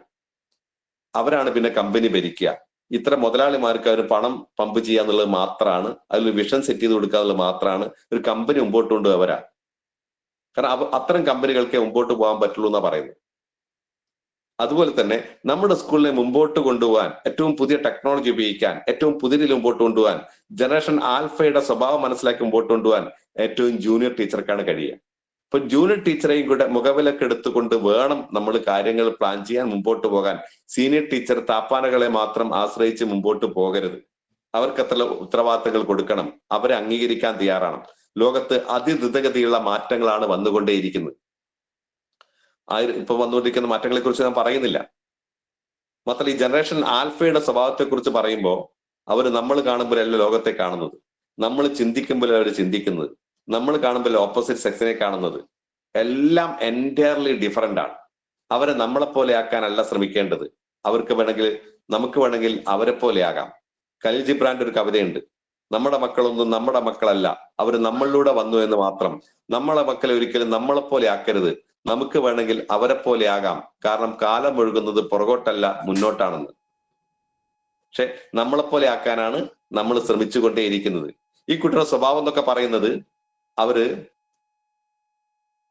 കോൺസെൻട്രേഷൻ ലെവല് വളരെ താഴെയാണ്. നേരത്തെ പറഞ്ഞിരുന്നത് ഒരു കുട്ടിക്ക് മാക്സിമം അറ്റൻഷൻ കിട്ടുക അവിടെ വയസ്സ് പ്ലസ് 2 മിനിറ്റ് എന്നൊക്കെയാണ് പറഞ്ഞിരുന്നത്. 1ാം ക്ലാസ് പഠിക്കുന്ന 5 വയസ്സുള്ള കുട്ടിക്ക് 7 മിനിറ്റ് അറ്റൻഷൻ കിട്ടാം. 8ാം ക്ലാസ് പഠിക്കുന്ന അല്ലെങ്കിൽ 7ാം ക്ലാസ് പഠിക്കുന്ന 12 വയസ്സുള്ള കുട്ടിക്ക് 14 മിനിറ്റ് വരെ അറ്റൻഷൻ കിട്ടാണ്. ഇപ്പൊ പറയുന്നത് ഒരു കുട്ടി കിട്ടുന്ന അറ്റൻഷൻ മാക്സിമം 3 മിനിറ്റ് ആണ്. അത്രേ 3 മിനിറ്റോടെ അവർ അറ്റൻഷൻ പോകുന്നു. ആ കുട്ടികളെയാണ് നമ്മൾ 1 മണിക്കൂറൊക്കെ മിണ്ടരുത് അനങ്ങരുതെന്ന് പറഞ്ഞ് പിടിച്ചിരുത്തുന്നത്. ഈ കുട്ടികൾക്ക് അങ്ങനെ ഇരിക്കാൻ പറ്റൂല. ഇപ്പൊ ചെറിയ ഒരു ആക്ടിവിറ്റീസിലൂടെ ഒക്കെ തന്നെ ക്ലാസ്സുകൾ മുമ്പോട്ട് കൊണ്ടുപോയാൽ മാത്രമേ കുട്ടികളെ ശ്രദ്ധ പിടിച്ചു പോകാൻ പറ്റുള്ളൂ. മാത്രമല്ല ഈ കുട്ടികൾ വിഷ്വൽസ് ആയിട്ട് മാറി. നേരത്തെ നമ്മൾ TTCക്കോ ബിഎഡൊക്കെ പഠിച്ചിട്ടുണ്ടാവും 4 തരത്തിലുള്ള പഠിതാക്കളുണ്ട്. 1 വിഷ്വൽ ലേണേഴ്സ്, കണ്ടു പഠിക്കുന്നവർ. 2 ഓഡിറ്ററി ലേണേഴ്സ്, കേട്ട് പഠിക്കുന്ന ആൾക്കാർ. 3ാമത് കിനസ്തെറ്റിക് ലേണേഴ്സ്, ചെയ്ത് പഠിക്കുന്ന ആൾക്കാർ. 4ാമത് മൾട്ടി സെൻസറി ലേണേഴ്സ്, ഇതൊക്കെ അങ്ങോട്ടും ഇങ്ങോട്ടൊക്കെ മിക്സ് ചെയ്ത് പഠിക്കുന്ന ആൾക്കാർ. പക്ഷെ ഇപ്പോ എല്ലാ കുട്ടികളും വിഷ്വൽസിലേക്ക് മാറി. അത്രേ എല്ലാം കാണും, കേൾക്കാൻ അവർ റെഡിയേ അല്ല. ഇപ്പൊ റേഡിയോ കേൾക്കുന്ന കുട്ടികളെ കാണാൻ പറ്റും? കാണാൻ ബുദ്ധിമുട്ടാണ്. അവർക്കെല്ലാം കാണണം, അവരെല്ലാം കാണുകയാണ്. ആ സമയത്ത് നമ്മുടെ ക്ലാസ് റൂമിൽ പോയിട്ട് എല്ലാം ഇങ്ങനെ പറഞ്ഞു കൊടുത്താൽ അവരുടെ മനസ്സിലേക്ക് കയറില്ല. അതുകൊണ്ട് ക്ലാസ്സുകൾ വിഷ്വൽസ് ആക്കി മാറ്റണം. മീൻസ് നമുക്ക് പ്രൊജക്ടർ വേണം, അല്ലെങ്കിൽ LED സൗകര്യങ്ങൾ വേണം, അതല്ലെങ്കിൽ വലിയ TV വേണം, അല്ലെങ്കിൽ ഇന്ററാക്റ്റീവ് ബോർഡ് വേണം. അവർക്കെല്ലാം കാണണം. ആ രീതിയിലേക്ക് ക്ലാസ്സുകൾ ഡെവലപ്പ് ചെയ്താൽ മാത്രമേ പുതിയ കുട്ടികളുടെ കൂടെ നമുക്ക് പോകാൻ പറ്റുള്ളൂ. മാത്രമല്ല ഒരു അറ്റൻഷൻ സ്പാൻ വളരെ കുറവാണ്. അതുകൊണ്ട് ചെറിയ ചെറിയ സ്ലോട്ടിലാക്കി പഠിപ്പിക്കാൻ പറ്റണം. മാത്രമല്ല ഇവർക്ക് ഹാപ്പിനെസ് കുറവാണ്. അത്രേ പുതിയ കുട്ടികൾക്ക് ഹാപ്പിനെസ് കുറവാണെന്നുള്ള പഠനങ്ങളൊക്കെ വരുന്നുണ്ട്. അതുകൊണ്ടാണ് പെട്ടെന്ന് കുട്ടികൾ ഡിപ്രഷനിലേക്ക് പോകുന്നത്. അത് തിരിച്ചു കൊണ്ടുവരാനുള്ള സൗകര്യങ്ങൾ ചെയ്യണം. കാരണം കുട്ടികൾ കൂടുതൽ മിങ്കിൾ ചെയ്യാൻ അവസരങ്ങൾ കൊടുക്കണം. ഇപ്പൊ 1ാം ക്ലാസ്സിലെ കുട്ടികളെ പറയുന്നത് ജീവിതം മടുത്ത് ബോറിംഗ് എന്നാണ്. ഇപ്പൊ തന്നെ കുട്ടികൾക്ക് മടുത്തിരിക്കുന്നു. യെസ്, ആ രീതിയിൽ നിന്ന് തിരിച്ചു കൊണ്ടുവരേണ്ടതുണ്ട്. ഇപ്പൊ സ്കൂളിന്റെ പ്രധാനപ്പെട്ട ഉദ്ദേശങ്ങൾ ഒന്നായിട്ട് പറയുന്നത് സോഷ്യലൈസേഷൻ പ്രോസസ്സാണ്. ഇപ്പോഴത്തെ കുട്ടികൾക്ക് സോഷ്യലൈസേഷൻ എന്ന് പറയുന്നു ഇല്ലാതെ ഇരിക്കുന്നു. കുട്ടികൾ ചെറിയ ചെറിയ തുരുത്തുകളിലേക്ക് മാറിക്കൊണ്ടിരിക്കുന്നു. നമ്മളൊക്കെ പഠിക്കുന്ന സമയത്ത് ക്ലാസ്സിൽ എല്ലാ കുട്ടികളും നമ്മളെ ഫ്രണ്ട്സ് ആയിരുന്നെങ്കിൽ ഇപ്പൊ കുട്ടികൾ എല്ലാവരും ഫ്രണ്ട്സ് അല്ല. 4ഓ 5ഓ കുട്ടികളിലേക്ക്, 2ഓ 3ഓ കുട്ടികളിലേക്ക് അവർ ഒതുങ്ങുകയാണ്. വേറെ കുട്ടികളായിട്ട് ഒരു ബന്ധമില്ലാത്ത അവസ്ഥയിലാണ്. അവരെ ശത്രുക്കളായിട്ട് പ്രഖ്യാപിക്കുകയാണ്. ഇതിനൊക്കെ നമ്മൾ നേരിടേണ്ട കാര്യം കൂടി ഉണ്ട്. ക്ലാസ് റൂമിൽ എപ്പോഴും കുറച്ച് കുട്ടികൾ മാത്രം ഗ്രൂപ്പായിട്ട് ഇരിക്കാൻ സമ്മതിക്കരുത്. ഇടയ്ക്കിടയ്ക്ക് ക്ലാസ് ഷഫിൾ ചെയ്തുകൊണ്ടേ ഇരിക്കണം. ഒരേ സ്ഥലത്ത് തന്നെ ഇരിക്കരുത്, ഒരേ ആൾക്കാരെ തന്നെ ഇരിക്കരുത്. മറ്റ് ക്ലാസ്സിലെ കുട്ടികളായിട്ട് മിങ്കിൾ ചെയ്യാൻ അവസരം ഉണ്ടാക്കണം. മറ്റ് സമൂഹത്തിൽ ഇറങ്ങിയിട്ട് എന്തെങ്കിലുമൊക്കെ ചെയ്യാനുള്ള അവസരങ്ങൾ ഉണ്ടാക്കണം. വീട്ടിലെ ചുറ്റുപാടുകൾ അറിയാനുള്ള അവസരങ്ങൾ ഉണ്ടായി കൊടുക്കണം. ഇതൊക്കെ സ്കൂളിന്റെ ദൗത്യമായിട്ട് നമ്മൾ ഏറ്റെടുക്കേണ്ടതുണ്ട്. കേവലം പരീക്ഷയ്ക്ക് വേണ്ടി കുട്ടികളെ തയ്യാറാക്കുന്ന ഒരു സെന്റർ അല്ല സ്കൂള്. നല്ലൊരു മനുഷ്യനെ സൃഷ്ടിക്കുന്ന ഇടമായിട്ട് സ്കൂൾ മാറണം. അതിനുള്ള പ്രവർത്തനങ്ങൾ സ്കൂളിൽ പ്ലാൻ ചെയ്യണം. മാത്രമല്ല ടെക്നോളജി അതിദ്രുതഗതിയിൽ വളർന്നുകൊണ്ടേയിരിക്കുകയാണ്. ഈ കുട്ടികളെ പറയുന്നത് സ്ക്രീൻ ഏജേഴ്സ് ആണ്. അവരുടെ ഏറ്റവും കൂടുതൽ സമയം ചെലവഴിക്കുന്നത് സ്ക്രീനിലാണ്. അപ്പൊ സ്ക്രീൻ ഏജേഴ്സിനെ നമ്മൾ ആ രീതിയിൽ തന്നെ കാണേണ്ടതുണ്ട്. സ്ക്രീൻ ഉപയോഗിക്കേണ്ടതാണ് നടക്കില്ലല്ലോ. അവർ സ്ക്രീൻ ഉപയോഗിക്കും. അതിനെങ്ങനെ പോസിറ്റീവായിട്ട് ഉപയോഗിക്കാൻ പറ്റുമെന്നാണ് ആലോചിക്കേണ്ടത്. എന്റെ മകന് എന്നോട് പറയാണ്, ഞാൻ സ്കൂളിൽ പോകുന്നില്ല. ഞാൻ എന്താടാ, ആ ടീച്ചർ പറയുന്നത് ഒന്നും മനസ്സിലാവുന്നില്ല. ആ ടീച്ചർ 10 ദിവസം എടുക്കുന്നത് 10 മിനിറ്റ് യൂട്യൂബിൽ ഒരു ക്ലാസ് കേട്ടാൽ മതി, എന്തിനാ അവിടെ പോയി ടൈം വേസ്റ്റ് ആക്കുന്നതാണ് ചോദിക്കുന്നത്. കുട്ടികൾ ഈ ക്ലാസ്സുകൾ കാണുന്നുണ്ട്. ഈ ക്ലാസ്സുകളൊക്കെ ആയിട്ടാണ് നമ്മുടെ ക്ലാസ്സിനെ അവർ കമ്പയർ ചെയ്യുന്നത്.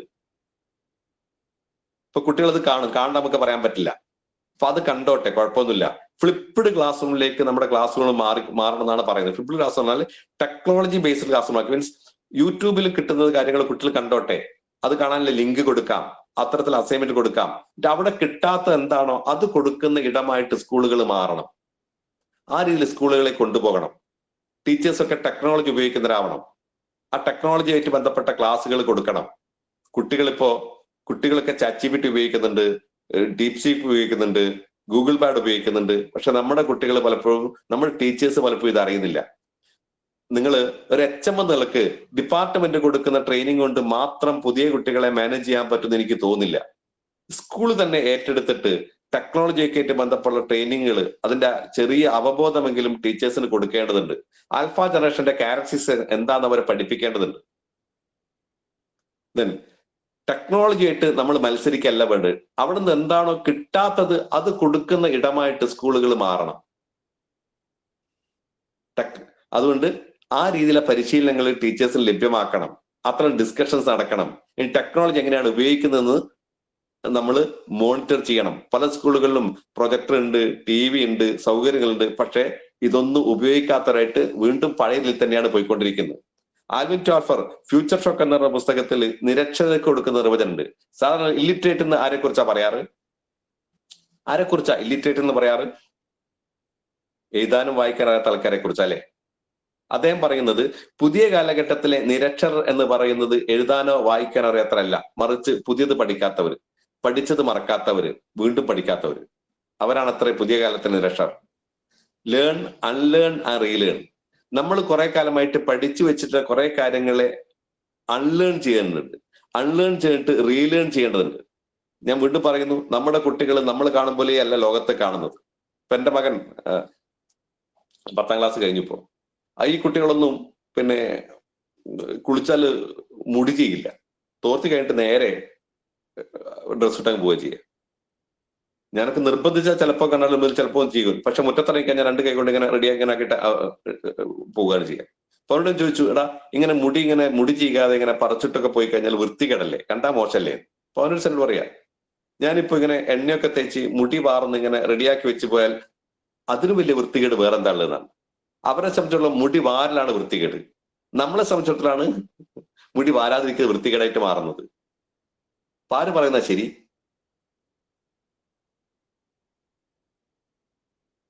പറ്റില്ല. നമ്മൾ പണ്ട് ബഹുമാനം എന്നൊക്കെ പറയുന്നത് നമ്മളെ കാണുമ്പോൾ എഴുന്നേറ്റിക്കുക, ഒരാൾ കാണുമ്പോൾ എഴുന്നേറ്റിക്കുക, അവരെ മുമ്പിൽ അല്പം ഒന്ന് കുനിഞ്ഞു നിൽക്കുക എന്നൊക്കെയാണ് നമ്മൾ ബഹുമാനത്തിന്റെ സൂചകമായിട്ട് കാണുന്നത്.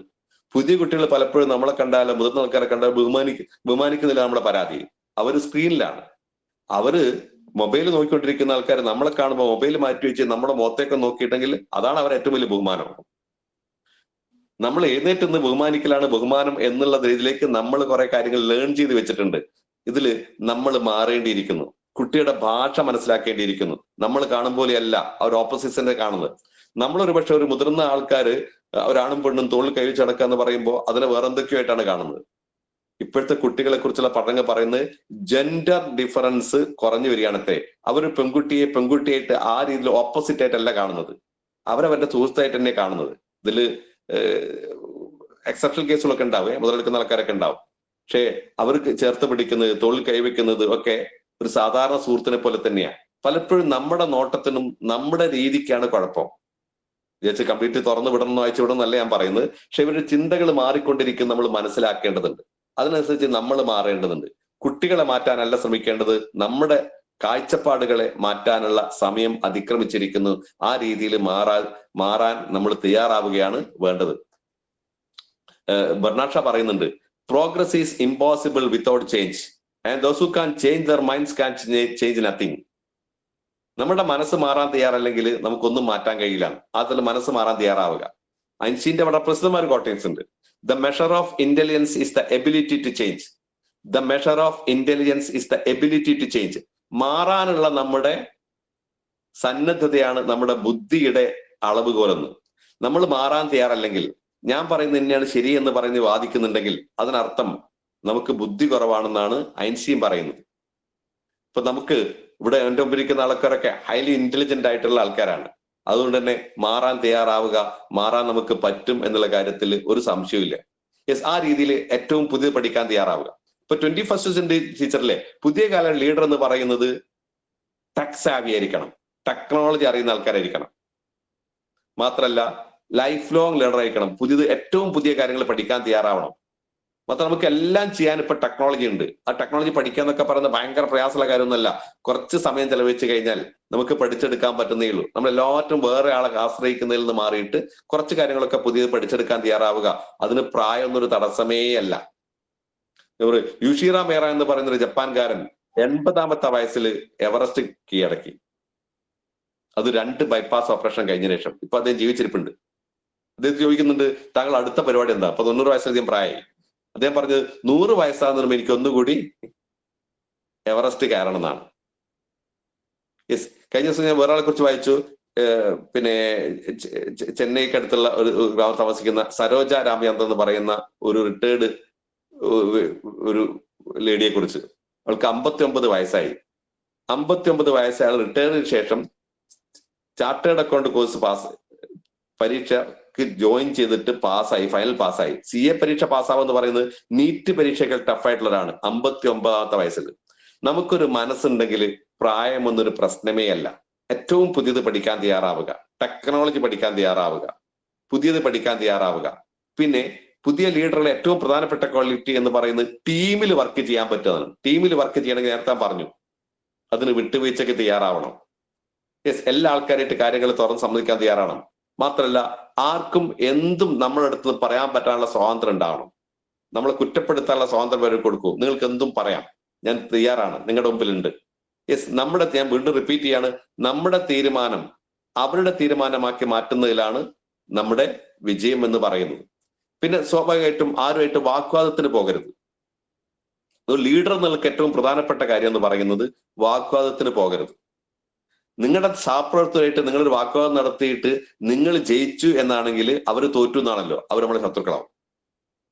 നമ്മൾ പറയുന്നതാണ് 100% ശരിയെങ്കിൽ പോലും തൽക്കാലത്തേക്ക് ചിലപ്പോൾ സാറ് പറയുന്നതിൽ ശരിയുണ്ടാവാം, നമുക്ക് ഒന്നുകൂടി ആലോചിക്കാം എന്ന് പറഞ്ഞിട്ട് ചർച്ച അവസാനിപ്പിക്കുന്നതാണ് നല്ലത്. ഒന്നുകൂടി ചിന്തിക്കാൻ അവസരം കൊടുക്കവർ. ചിലപ്പോൾ എന്റെ ഭാഗത്ത് വന്ന് തെറ്റായിരിക്കാം, അല്ലെങ്കിൽ ഞാൻ എടുത്ത തീരുമാനത്തിൽ വന്ന് തെറ്റായിരിക്കാം. ഓക്കെ, എന്നിട്ട് നമുക്ക് ഒന്നുകൂടി ആലോചിക്കാം. ഓക്കെ, ഞാനും ഒന്നുകൂടി ആലോചിക്കട്ടെ എന്ന രീതിയിൽ അത്തരത്തിൽ വാഗ്വാദത്തിലേക്ക് ചർച്ച അവസാനിപ്പിക്കുക. ഒരു വിൻ വിൻ അപ്രോച്ചാണ് എപ്പോഴും നമുക്ക് വേണ്ടത്. നമ്മളെപ്പോൾ തന്നെ അവരെയും വിശ്വസിക്കാൻ തയ്യാറാവുക. ഞാൻ എല്ലാം അറിയുന്നവർ, I am okay, you are not okay എന്ന് പറയുന്ന പൊസിഷനിലേക്ക് പോകരുത്. ഞാനൊരു 4 പ്രസ്താവനകൾ പറയാണ്. ആ പ്രസ്താവനയോട് നിങ്ങളുടെ മനസ്സിൽ ആദ്യം തോന്നുന്ന ഉത്തരം എന്താണെന്നുള്ളത് ജസ്റ്റ് നിങ്ങളുടെ മനസ്സിൽ പറയുക. അതല്ലെങ്കിൽ പേപ്പറിലേക്ക് യെസ് ഓർ നോ എന്ന് ജസ്റ്റ് ഒന്ന് രേഖപ്പെടുത്താം. ചെയ്യാലോ, കുഴപ്പമില്ലല്ലോ. ആദ്യത്തെ പ്രസ്താവന, അധികം ആളുകളെയും, ഞാനിത് പറയുമ്പോൾ നമ്മുടെ സ്കൂളിലെ സഹപ്രവർത്തകരെയും മാത്രം മനസ്സിൽ കണ്ടാൽ മതി. നമ്മൾ കാണേണ്ടത് നമ്മളെയും നമ്മുടെ സഹപ്രവർത്തകരെയും മാത്രം മനസ്സിൽ കാണുക. വീടും സൊസൈറ്റിയും ലോകമൊന്നും കാണേണ്ട ആവശ്യമില്ല. ആദ്യത്തെ പ്രസ്താവന, നിങ്ങളുടെ മനസ്സിൽ ആദ്യം തോന്നുന്ന ഉത്തരമാണ് ശരി. ആദ്യത്തെ പ്രസ്താവന, അധികം ആളുകളെയും പൂർണ്ണമായിട്ട് വിശ്വസിക്കാൻ കൊള്ളില്ല. അത് നിങ്ങളുടെ റെസ്പോൺസ് എന്താ? അധികം ആളുകളെയും പൂർണ്ണമായിട്ട് വിശ്വസിക്കാൻ കൊള്ളില്ല. നമ്മളെ വിശ്വസിക്കാൻ കൊള്ളുന്നവരാക്കണം ആദ്യം നമ്മൾ. അധികം ആളുകളെയും പൂർണ്ണമായിട്ട് വിശ്വസിക്കാൻ കൊള്ളില്ല എന്ന് പറഞ്ഞു കഴിഞ്ഞാൽ നമ്മുടെ സ്റ്റാഫിനൊക്കെ നമ്മൾ കാണുന്നത്, അതിനോട് നമ്മുടെ പ്രതികരണം, പൊതുവെ നമ്മുടെ പ്രതികരണം ആയിരിക്കും ശരിയാണ്, യെസ് എന്നായിരിക്കും അല്ലെ. രണ്ടാമത്തെ പ്രസ്താവന, അധികം ആളുകൾക്ക് സ്വന്തമായിട്ട് കാര്യങ്ങൾ ചെയ്യാനുള്ള പ്രാപ്തി ഇല്ല. അതിനോട് നമ്മളെ റെസ്പോൺസ്, ഭൂരിപക്ഷ ആൾക്കാരുടെ റെസ്പോൺസ് യെസ് എന്നായിരിക്കും. ഞാൻ പലപ്പോഴും ഓഫ്ലൈൻ ക്ലാസ്സിലൊക്കെ എനിക്ക് യെസ് എന്നുള്ള റിസൾട്ട് കിട്ടാറ്. ഇനി മൂന്നാമത്തെ പ്രസ്താവന, ഞാൻ വിശ്വസ്തനാണ്, നമ്മളെ സെൽഫ് ഇവാലുവേഷൻ ആണ്. അതിന്റെ ആൻസർ എന്തായിരിക്കും? യെസ് എന്നായിരിക്കുമല്ലോ. നാലാമത്തെ പ്രസ്താവന, എനിക്ക് സ്വന്തമായിട്ട് കാര്യങ്ങൾ ചെയ്യാനുള്ള പ്രാപ്തിയുണ്ട്. അതിനും നമ്മളെ കുറിച്ചുള്ള ഇവാലുവേഷൻ ആണ്. അതിന് യെസ് എന്നായിരിക്കും. ആ യെസ്സിനെ നിങ്ങൾ അനാലിസിസ് നടത്തിയൊക്കെ ആദ്യത്തെ പ്രസ്താവന, അധികം ആളുകളെയും പൂർണ്ണമായിട്ട് വിശ്വസിക്കാൻ കൊള്ളില്ല. അത് നമ്മൾ പറയുന്ന ഉത്തരം യെസ്. മൂന്നാമത്തെ നോക്കുക, ഞാൻ വിശ്വസ്തനാണ്, അത് നമ്മൾ പറയുന്നത് യെസ്. അതിന്റെ അർത്ഥം എന്താ? ഞാൻ വിശ്വസനാണ്, എന്റെ കൂടുതൽ ആൾക്കാർ വിശ്വസിക്കാൻ പറ്റില്ല. എനിക്ക് എല്ലാ കാര്യങ്ങളും ചെയ്യാൻ പ്രാപ്തിയുണ്ട്, എന്റെ കൂടുതൽ ആൾക്കാർക്ക് അത്ര പ്രാപ്തിയില്ല. അത്തരത്തിലുള്ള ചിന്താഗതി ആദ്യം മാറ്റണം. നമ്മളെപ്പോൾ തന്നെ വിശ്വസ്തരാണ് നമ്മുടെ കൂടുതൽ ആൾക്കാരും, നമ്മളെപ്പോൾ തന്നെ കഴിവുള്ള ആൾക്കാരാണ് നമ്മുടെ കൂടുതൽ ആൾക്കാരും. I am okay, you are okay എന്ന് പറയുന്ന പൊസിഷനിലേക്ക് എത്തണം. I am okay, you are not okay എന്ന് പറയുന്ന ഒരു പൊസിഷനിൽ നിങ്ങൾക്ക് നല്ല ലീഡർ ആകാൻ കഴിയില്ല. പിന്നെ എല്ലാ കാര്യങ്ങളും ചുമലിൽ ഏറ്റരുത്. സ്കൂളിന്റെ എല്ലാ വർക്കുകളും ഞാൻ അല്ലെങ്കിൽ സ്കൂൾ വീണ് പോകുന്ന അർത്ഥത്തില്ല. അല്ല, വർക്കുകൾ മാക്സിമം ഡെലിഗേറ്റ് ചെയ്തിട്ട് നമ്മൾ ഫ്രീ ആവണം. എല്ലാ കാര്യവും തലയിൽ ഏറ്റെടുക്കരുത്. പാരന്റ്സിന്റെ കാര്യമാണോ, അത് ഡീൽ ചെയ്യാൻ ഒരാൾക്കെ ഏൽപ്പിക്കണം. ദെൻ പഞ്ചായത്തുമായിട്ട് ബന്ധപ്പെട്ട കാര്യമാണ്, ഡീൽ ചെയ്യാൻ വേറെ ഏൽപ്പിക്കണം. ദെൻ കുട്ടികളെ പ്രശ്നങ്ങൾ ഡീൽ ചെയ്യണം, അത് വേറെ ഏൽപ്പിക്കണം. ടീച്ചേഴ്സിന്റെ പ്രശ്നങ്ങൾ, എല്ലാ പ്രശ്നങ്ങൾക്കും ഡെലിഗേറ്റ് ചെയ്യുക. ദെൻ കോക്കറിക്ക് ചാർജ് കൊടുക്കുക. അക്കാദമിക് കാര്യങ്ങൾക്ക് അത് ലീഡ് ചെയ്യാൻ ഒരാൾക്ക് ചാർജ് കൊടുക്കുക. സ്കൂൾ എല്ലാ ആൾക്കാർക്കും ചാർജ് കൊടുത്തിട്ട് ആ ചാർജിന്റെ സൂപ്പർവിഷൻ മാത്രമേ നമ്മുടേക്ക് വരാവൂ. എല്ലാ കാര്യങ്ങളും ഏറ്റെടുത്ത് തലവേദന ഉണ്ടാക്കരുത്. മാത്രമല്ല, സ്കൂൾ ഉണ്ടാക്കുന്ന പ്രശ്നങ്ങൾ ഒരിക്കലും നമ്മൾ വീട്ടിലേക്ക് എടുത്ത് കൊണ്ടുപോവുകയും ചെയ്യരുത്. 5 മണിക്ക് സ്കൂളിൽ നിന്ന് ഓഫീസിൽ ഇറക്കി വെക്കേണ്ട സ്ഥലം ഇറക്കി വെച്ചിട്ട് വീട്ടിൽ പോവാം. അല്ലെങ്കിൽ വീട്ടിൽ സ്വസ്ഥത ഉണ്ടാവില്ല, സ്കൂൾ സ്വസ്ഥ ഉണ്ടാവില്ല. നിങ്ങൾ നന്നായിട്ട് ഇറങ്ങി സന്തോഷത്തോടു കൂടെ വരുമ്പോഴേ പിറ്റേ ദിവസം സ്കൂൾ നമുക്ക് നന്നായിട്ട് പെർഫോം ചെയ്യാൻ പറ്റുള്ളൂ. എല്ലാ കാര്യം തലയേറ്റി കൊണ്ടുപോകരുത്. പിന്നെ പ്രശ്നങ്ങൾ പ്രയാസങ്ങളൊക്കെ ഉണ്ടാവും ഒരു HM ആയിട്ട് ലീഡർഷിപ്പിന് മുമ്പിൽ എത്തുമ്പോൾ. എന്തുകൊണ്ടാ പ്രശ്നങ്ങൾ ഉണ്ടാകുന്നത്? എന്തെങ്കിലുമൊക്കെ ചെയ്യുന്നുണ്ട്, ഒന്നും ചെയ്തിട്ട് ഒരു പ്രശ്നം ഉണ്ടാവില്ല. എന്തെങ്കിലുമൊക്കെ ചെയ്യുന്നുണ്ട്, പ്രശ്നങ്ങൾ ഉണ്ടാവും. ഒരിക്കലും സ്വാമിയുടെ അടുത്ത് ഒരാൾ പറഞ്ഞു, സ്വാമി എന്റെ ജീവിതത്തിൽ നിറയെ പ്രശ്നങ്ങളാണ്, പ്രയാസങ്ങളാണ്, ജീവിക്കാൻ തന്നെ ആഗ്രഹമില്ല, മരിച്ചാൽ മതി, അല്ലെങ്കിൽ സ്വസ്ഥയോടുകൂടി സമാധാനത്തോടെ ജീവിക്കാനുള്ള സ്ഥലം കാണിച്ചു തരുമോ, കുറച്ച് നേരത്തേക്കാണെങ്കിലും മതി എന്ന് പറഞ്ഞു. അപ്പൊ സ്വാമി പറഞ്ഞു, എന്റെ കൂടെ വരൂ എന്ന് പറഞ്ഞു. സന്തോഷത്തോടെ ഇയാൾ സ്വാമിയെ പിന്തുടർന്നു. സ്വാമി ഇയാൾ എവിടേക്കാ കൊണ്ടുവന്നറിയോ? ഒരു ശ്മശാനത്തിലേക്ക്. ഇവിടെ കിടന്നോളൂ, ഒരു കുഴപ്പം ഉണ്ടാവില്ല എന്നാണ്. പ്രശ്നങ്ങളില്ലാത്ത അവസ്ഥ മരണതുല്യാണെന്നറിയാം. ജീവിക്കുന്നുണ്ടോ? പ്രശ്നങ്ങൾ ഉണ്ടാവും. പ്രശ്നങ്ങളൊക്കെ ഉണ്ടാകുന്ന സമയത്ത് ഇത്രയൊക്കെയല്ലേ സംഭവിച്ചുള്ളൂ സമാധാനിക്കുക. നമ്മളെക്കാൾ പ്രശ്നമിക്കുന്ന ഒരുപാട് പേര് ലോകത്തിന് തിരിച്ചറിയുക. ദൈവം നമുക്ക് എന്ന അനുഗ്രഹങ്ങളെ കുറിച്ച് ചിന്തിക്കുക. അതിന് ദൈവത്തോട് നന്ദിയുള്ളതായി തീരുക.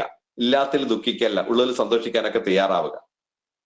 പിന്നെ ഞാൻ പറയാറുണ്ട്, എപ്പോഴും ജീവിതം എന്ന് പറയുന്നത് ECG പോലെയാണ്. ECG എങ്ങനെയാ? നേരെയാണെങ്കിൽ എന്റെ അർത്ഥം എന്താ? നമ്മൾ പോയി എന്നാണല്ലോ, മരിച്ചു ചെയ്തില്ലേ? അത് നേരെ അല്ല. ചിലപ്പോ നേരെ, ചിലപ്പോ താഴോട്ട്, കുറച്ച് കഴിഞ്ഞാൽ മുകളിലോട്ട്, പിന്നെ നേരെ, പിന്നെ താഴോട്ട് മുകളിലോട്ടും. അത് അപ്പ് ആൻഡ് ഡൗൺ ആയിട്ട് തന്നെയാണ് ഉണ്ടാവുക. സ്ട്രെയിറ്റ് ആണെങ്കിൽ മരിച്ചതാണ്. ജീവിതം അങ്ങനെ തന്നെയാ, നേരെ എന്നല്ല. പ്രശ്നങ്ങളും പ്രയാസങ്ങളും, സുഖവും സന്തോഷവും, ഇരുട്ടും വെളിച്ചവും ഒക്കെ ഇടകലർന്ന് തന്നെയാണ്. ഇരുട്ടിന് ശേഷം വെളിച്ചം വരും, വെളിച്ചത്തിന് ശേഷം വീണ്ടും ഇരുട്ട് വരും. സുഖവും സന്തോഷവും ഒക്കെ ഇടകലർന്ന. നമുക്ക് സന്തോഷം മനസ്സിലാകുന്ന എന്തുകൊണ്ടാ? കുറെ സങ്കടങ്ങൾ ഉള്ളതുകൊണ്ടല്ലേ.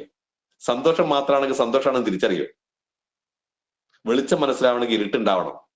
പക്ഷെ ചിലർക്ക് രാത്രി 12 മണിക്ക് നിൽക്കും, ചുറ്റും ഇരുട്ട്, അരമണിക്കൂർ കാത്തു നിൽക്കുന്നു, ഇരുട്ട് മാറുന്നില്ല. 1 മണിയായി, ഇരുട്ട് മാറുന്നില്ല, അതുകൊണ്ട് ആത്മഹത്യ. രാത്രി 1 മണിക്ക് ഇരുട്ടേ ഉണ്ടാവുള്ളൂ. വെളിച്ചം വരണമെങ്കിൽ 5 മണിയോ 6 മണിയോ ആവണം. ക്ഷമയോടുകൂടെ ജീവിതത്തെ കാത്തിരിക്കുന്നവർക്ക് മാത്രമേ പുതിയ പ്രഭാതം കാണാൻ കഴിയുള്ളൂ. എന്തെങ്കിലുമൊക്കെ പ്രശ്നം ഉണ്ടാകുമ്പോഴേക്ക് ഇനി ഞാൻ എന്താ ചെയ്യാന്ന് പറഞ്ഞിട്ട് ഇട്ടേച്ച് പോകുന്നവരാവരുത്. ക്ഷമയോട് അഭികരിക്കുക. വെളിച്ചം വരും, സന്തോഷം വരും, ഒരു സംശയമില്ല. പക്ഷെ ആ സന്തോഷം വരുന്നവരെ കാത്തിരിക്കാൻ തയ്യാറാണ്. പിന്നെ ഞാൻ വീണ്ടും പറയാണ്, ആവശ്യമില്ലാത്ത സാധനങ്ങൾ മനസ്സിലേക്ക് ഏറ്റരുത്. ചില ആൾക്കാരൊക്കെ നിങ്ങളോട് എന്ത് ചെയ്യും? ചൂടായിരിക്കാം, തെറി പറഞ്ഞേക്കാം, HM നിൽക്ക്, പാരന്റ്സിന് ചൂടായേക്കാം, ടീച്ചേഴ്സ്, നമ്മുടെ സഹപ്രവർത്തകർ ചൂടായേക്കാം. ആവശ്യമുള്ളതേ സ്വീകരിക്കാം. ഞാനിപ്പോ നിങ്ങൾക്ക് എന്തെങ്കിലുമൊക്കെ ഒരു 100 രൂപ നിങ്ങളുടെ കയ്യിലേക്ക് വെച്ച് നീട്ടി, നിങ്ങളത് വാങ്ങി, അപ്പൊ കാശാരതാണ്? നിങ്ങളതായിരിക്കല്ലോ. ഞാൻ പല പ്രാവശ്യം വെച്ച് നീട്ടിയിട്ടും നിങ്ങളത് വാങ്ങുന്നില്ല, അപ്പൊ കാശാരതാ? എന്റെ തന്നെയല്ലേ. ഞാൻ ഇപ്പൊ നിങ്ങളോട് നന്നായിട്ടൊരു തെറി പറഞ്ഞു. ഈ ഇത്തരത്തില് ഒരു പ്ലാറ്റ്ഫോമിലൊന്നും നിങ്ങളോട് പറയാൻ പറ്റാത്ത ഒരു തെറി നിങ്ങളെ പറഞ്ഞു. അപ്പൊ നിങ്ങൾ റെസ്പോണ്ട് ചെയ്യുക എങ്ങനെയാ? സാർ എന്താ അങ്ങനെ പറഞ്ഞതെന്ന് ചോദിച്ചു കഴിഞ്ഞാൽ നിങ്ങളെ സ്വീകരിച്ചതല്ല അർത്ഥം. നിങ്ങളത് മൈൻഡ് ചെയ്തിട്ടില്ലെങ്കിൽ എന്റെ അർത്ഥം എന്താ? ആ സാധനം ആരുടെ കയ്യിലുണ്ടാവുക? എന്റെ കയ്യിൽ തന്നെ ഉണ്ടാവുക. ഞാൻ 100 രൂപ നിങ്ങൾക്ക് വെച്ച് നീട്ടി നിങ്ങൾ സ്വീകരിക്കുമ്പോൾ നിങ്ങളതാവുകയാണ്. ഞാൻ 100 രൂപ പല പ്രാവശ്യം വെച്ച് നീട്ടിയിട്ട് നിങ്ങളെ സ്വീകരിക്കുന്നില്ലെങ്കിൽ ആ കാശ് എന്റെ അടുത്ത് തന്നെയാണ്. ഞാൻ നിങ്ങളോട് തെറി പറഞ്ഞിട്ട്, നിങ്ങൾക്ക് ഇഷ്ടപ്പെടാത്തൊരു സാധനം പറഞ്ഞിട്ട് നിങ്ങൾ അതിന് തിരിച്ചെന്തെങ്കിലും റെസ്പോണ്ട് ചെയ്യുമ്പോൾ അതിനർത്ഥം ഞാൻ പറഞ്ഞ നിങ്ങൾ സ്വീകരിച്ചു എന്നാണ്. നിങ്ങളത് മൈൻഡ് ചെയ്തിട്ടില്ലെങ്കിൽ ആ പറഞ്ഞ തെറി എന്റെ കയ്യിൽ തന്നെ ഉണ്ടാവുക. ഞാൻ അതുകൊണ്ട് കുടുങ്ങിയാണ്. ആവശ്യമുള്ളതേ സ്വീകരിക്കാവോ. ആരെങ്കിലും എന്തെങ്കിലുമൊക്കെ പറയുമ്പോഴേക്ക് അത് എന്നെപ്പറ്റി തന്നെയാണെന്ന് പറഞ്ഞിട്ട് ഏറ്റെടുത്തിട്ട് അതിന് പ്രതികരിക്കാൻ പോകരുത്. നമ്മൾ അതിന് വിട്ടേക്കുക. അങ്ങനെയാണെങ്കിൽ മനസ്സമാധാനത്തോടു കൂടെ നമുക്ക് ഉറങ്ങാൻ പറ്റും. തിരിച്ച് പറയുമ്പോഴാണ് പലപ്പോഴും പ്രശ്നം ഉണ്ടാവുക. ഇപ്പൊ ലീഡർ നിലക്ക് ഇത്തരത്തിലുള്ള ഒരുപാട് പ്രശ്നങ്ങൾ, പ്രതിസന്ധികളൊക്കെ അഭിമുഖീകരിക്കാൻ ഇടവരും എന്നുള്ള കാര്യത്തിൽ ഒരു സംശയമില്ല. യെസ്, കോംപ്രമൈസ് ചെയ്യാം. പലപ്പോഴും നിങ്ങളുടെ ഗ്രൂപ്പിൽ വിള്ളലുകൾ ഉണ്ടാവാം. ആ വിള്ളലുകളെ കൂടുതൽ വലുതാക്കല്ല ചെയ്യേണ്ടത്, യോജിപ്പിക്കാനുള്ള ശ്രമങ്ങളാണ് നടത്തേണ്ടത്. കിൻസുഗി ആർട്സ് എന്ന് പറയുന്ന ഒരു ജപ്പാൻ ആർട്ടുണ്ട്. 100-200 വർഷം മുമ്പ് നടന്നൊരു സംഭവമായിട്ടാണ് പറയുന്നത്, ചരിത്രത്തിൽ പറയുന്നത്. അത് അവിടെ ഒരു രാജാവ് ഉണ്ടായിരുന്നു. ആ രാജാവിന്, പ്രസന്ന രാജാവായിരുന്നു, അദ്ദേഹത്തിന് ഒരാള് ഒരു മനോഹരമായ ഒരു ഗിഫ്റ്റ് സമർപ്പിച്ചു. മറ്റൊന്നായിരുന്നില്ല, മനോഹരമായ ഒരു പളുങ്ക് പാത്രമാണ്. ലോകത്തൊരു സ്ഥലത്തും ഇല്ലാത്തടത്ത് അത്രയും മനോഹരമായ ഒരു പളുങ്ക് പാത്രം. അതുകൊണ്ട് തന്നെ ഈ പളുങ്ക് പാത്രം അദ്ദേഹം എല്ലാവരും കാണുന്ന സ്ഥലത്ത് ഇങ്ങനെ വെക്കുകയും അത്തരത്തിലുള്ള വിശിഷ്ടാതികൾ വരുമ്പോ അവർക്ക് ഇത് കാണിച്ചു കൊടുക്കുകയും ഇതിന്റെ മേന്മകൾ ഇങ്ങനെ പറയുകയും ചെയ്യുമായിരുന്നു. ഒരു ദിവസം ഇത്തരത്തിലൊരാൾക്ക് ഇങ്ങനെ പ്രദർശിപ്പിക്കുന്ന സമയത്ത് അശ്രദ്ധയാൽ അദ്ദേഹത്തിന്റെ കയ്യിൽ നിന്ന് ആ പളുങ്ക് പാത്രം താഴെ വീണുകയും 4-5 കഷ്ണങ്ങളായിട്ട് പൊട്ടിപ്പോവുകയും ചെയ്തു. അയാൾക്ക് ഭയങ്കര സങ്കടമായി. അതേപോലെയുള്ള ഒരു പളുങ്ക് പാത്രം കിട്ടുന്നതിന് വേണ്ടി അയാൾ പല ശ്രമം നടത്തി. പക്ഷെ അതുപോലൊന്നും ലോകത്ത് സ്ഥലത്തും കിട്ടിയില്ല. പിന്നെ ഏക വഴി എന്താ? ഈ പൊട്ടിപ്പോയ പളുങ്ക് പാത്രത്തെ വീണ്ടും ഒട്ടിച്ച് റെഡിയാക്കുക എന്നുള്ളതാണ്.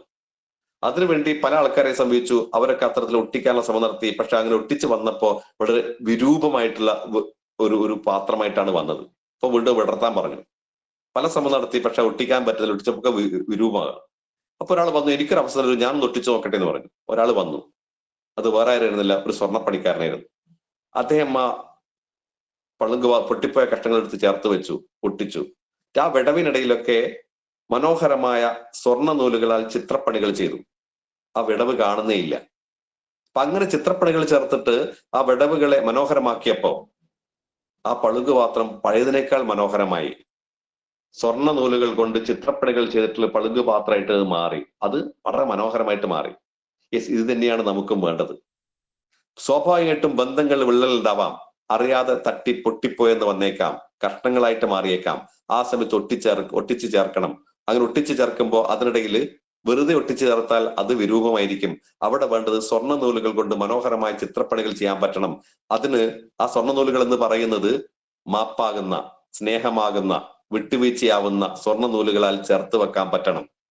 അപ്പോഴാണ് ബന്ധങ്ങൾക്കുള്ള ദൃഢമാവുക. അങ്ങനെയാണെങ്കിൽ കുറച്ചുകൂടി സന്തോഷകരമായിട്ട് മുമ്പോട്ട് പോകാൻ പറ്റും. മാത്രമല്ല, ഇന്നലെ നടന്ന സംഭവങ്ങൾ ഇന്നിലേക്ക് കൊണ്ടുപോകരുത്. മറക്കേണ്ടത് മറന്നേ പറ്റുള്ളൂ. ഇന്നലെ കഴിഞ്ഞ ദിവസം അവനോട് അങ്ങനെ പറഞ്ഞില്ലേ, ആ സാറിനോട് അങ്ങനെ പെരുമാറിയില്ലേ. യെസ്, ഞാൻ ആ ടീച്ചറായ സമയത്ത് ഇങ്ങനെയല്ലേ. നിങ്ങൾ ലീഡർഷിപ്പിൽ എത്തുന്നതോടുകൂടെ പഴയകാല എല്ലാ പ്രശ്നങ്ങളെയും നിങ്ങൾ ചവറ്റുകൊട്ടയിൽ ഇട്ടേക്കുക. ഒരു പുതിയ ആളായിട്ട് പുനർജനിക്കാൻ തയ്യാറാവുക. ഞാൻ പുതിയ ആളാണെന്ന് അവർക്ക് ഫീൽ ചെയ്യണം. പഴയതിനെ കുറിച്ച് പറയരുത്. നിങ്ങൾ ഏറ്റവും വലിയ ശത്രുവിനോട് പോലും ആണെന്ന് തോന്നുന്ന ആൾക്കാരോട് പോലും നിങ്ങൾ അങ്ങോട്ട് കയറി സംസാരിക്കാനും ഷെയ്ക്കൻഡ് കൊടുക്കാനും അവരോട് സഹായങ്ങൾ അഭ്യർത്ഥിക്കുകയും ചെയ്യുക. അവരെ പരിഗണിക്കുമെന്ന് തോന്നുക. അപ്പൊ മനുഷ്യന് ഏറ്റവും കൂടുതൽ വേണ്ടത് പരിഗണനയാണ്. ഒരാൾ ജോലി ചെയ്തിട്ട് ആരും പരിഗണിക്കുന്നില്ലെങ്കിൽ അയാൾക്ക് ജോലി ചെയ്യാനുള്ള സന്നദ്ധത കുറയും. അതുകൊണ്ട് മാക്സിമം എല്ലാ ആൾക്കാരെയും അഭിനന്ദിക്കുക. അവരുടെ ചെറിയ വർക്കുകൾ പോലും നീ അതിനെ അഭിനന്ദിക്കുക. മാത്രമല്ല, കുറ്റപ്പെടുത്തുമ്പോൾ പോലും എന്ത് ചെയ്യണം? പോസിറ്റീവായിട്ടേ കുറ്റപ്പെടുത്താൻ പാടുള്ളൂ.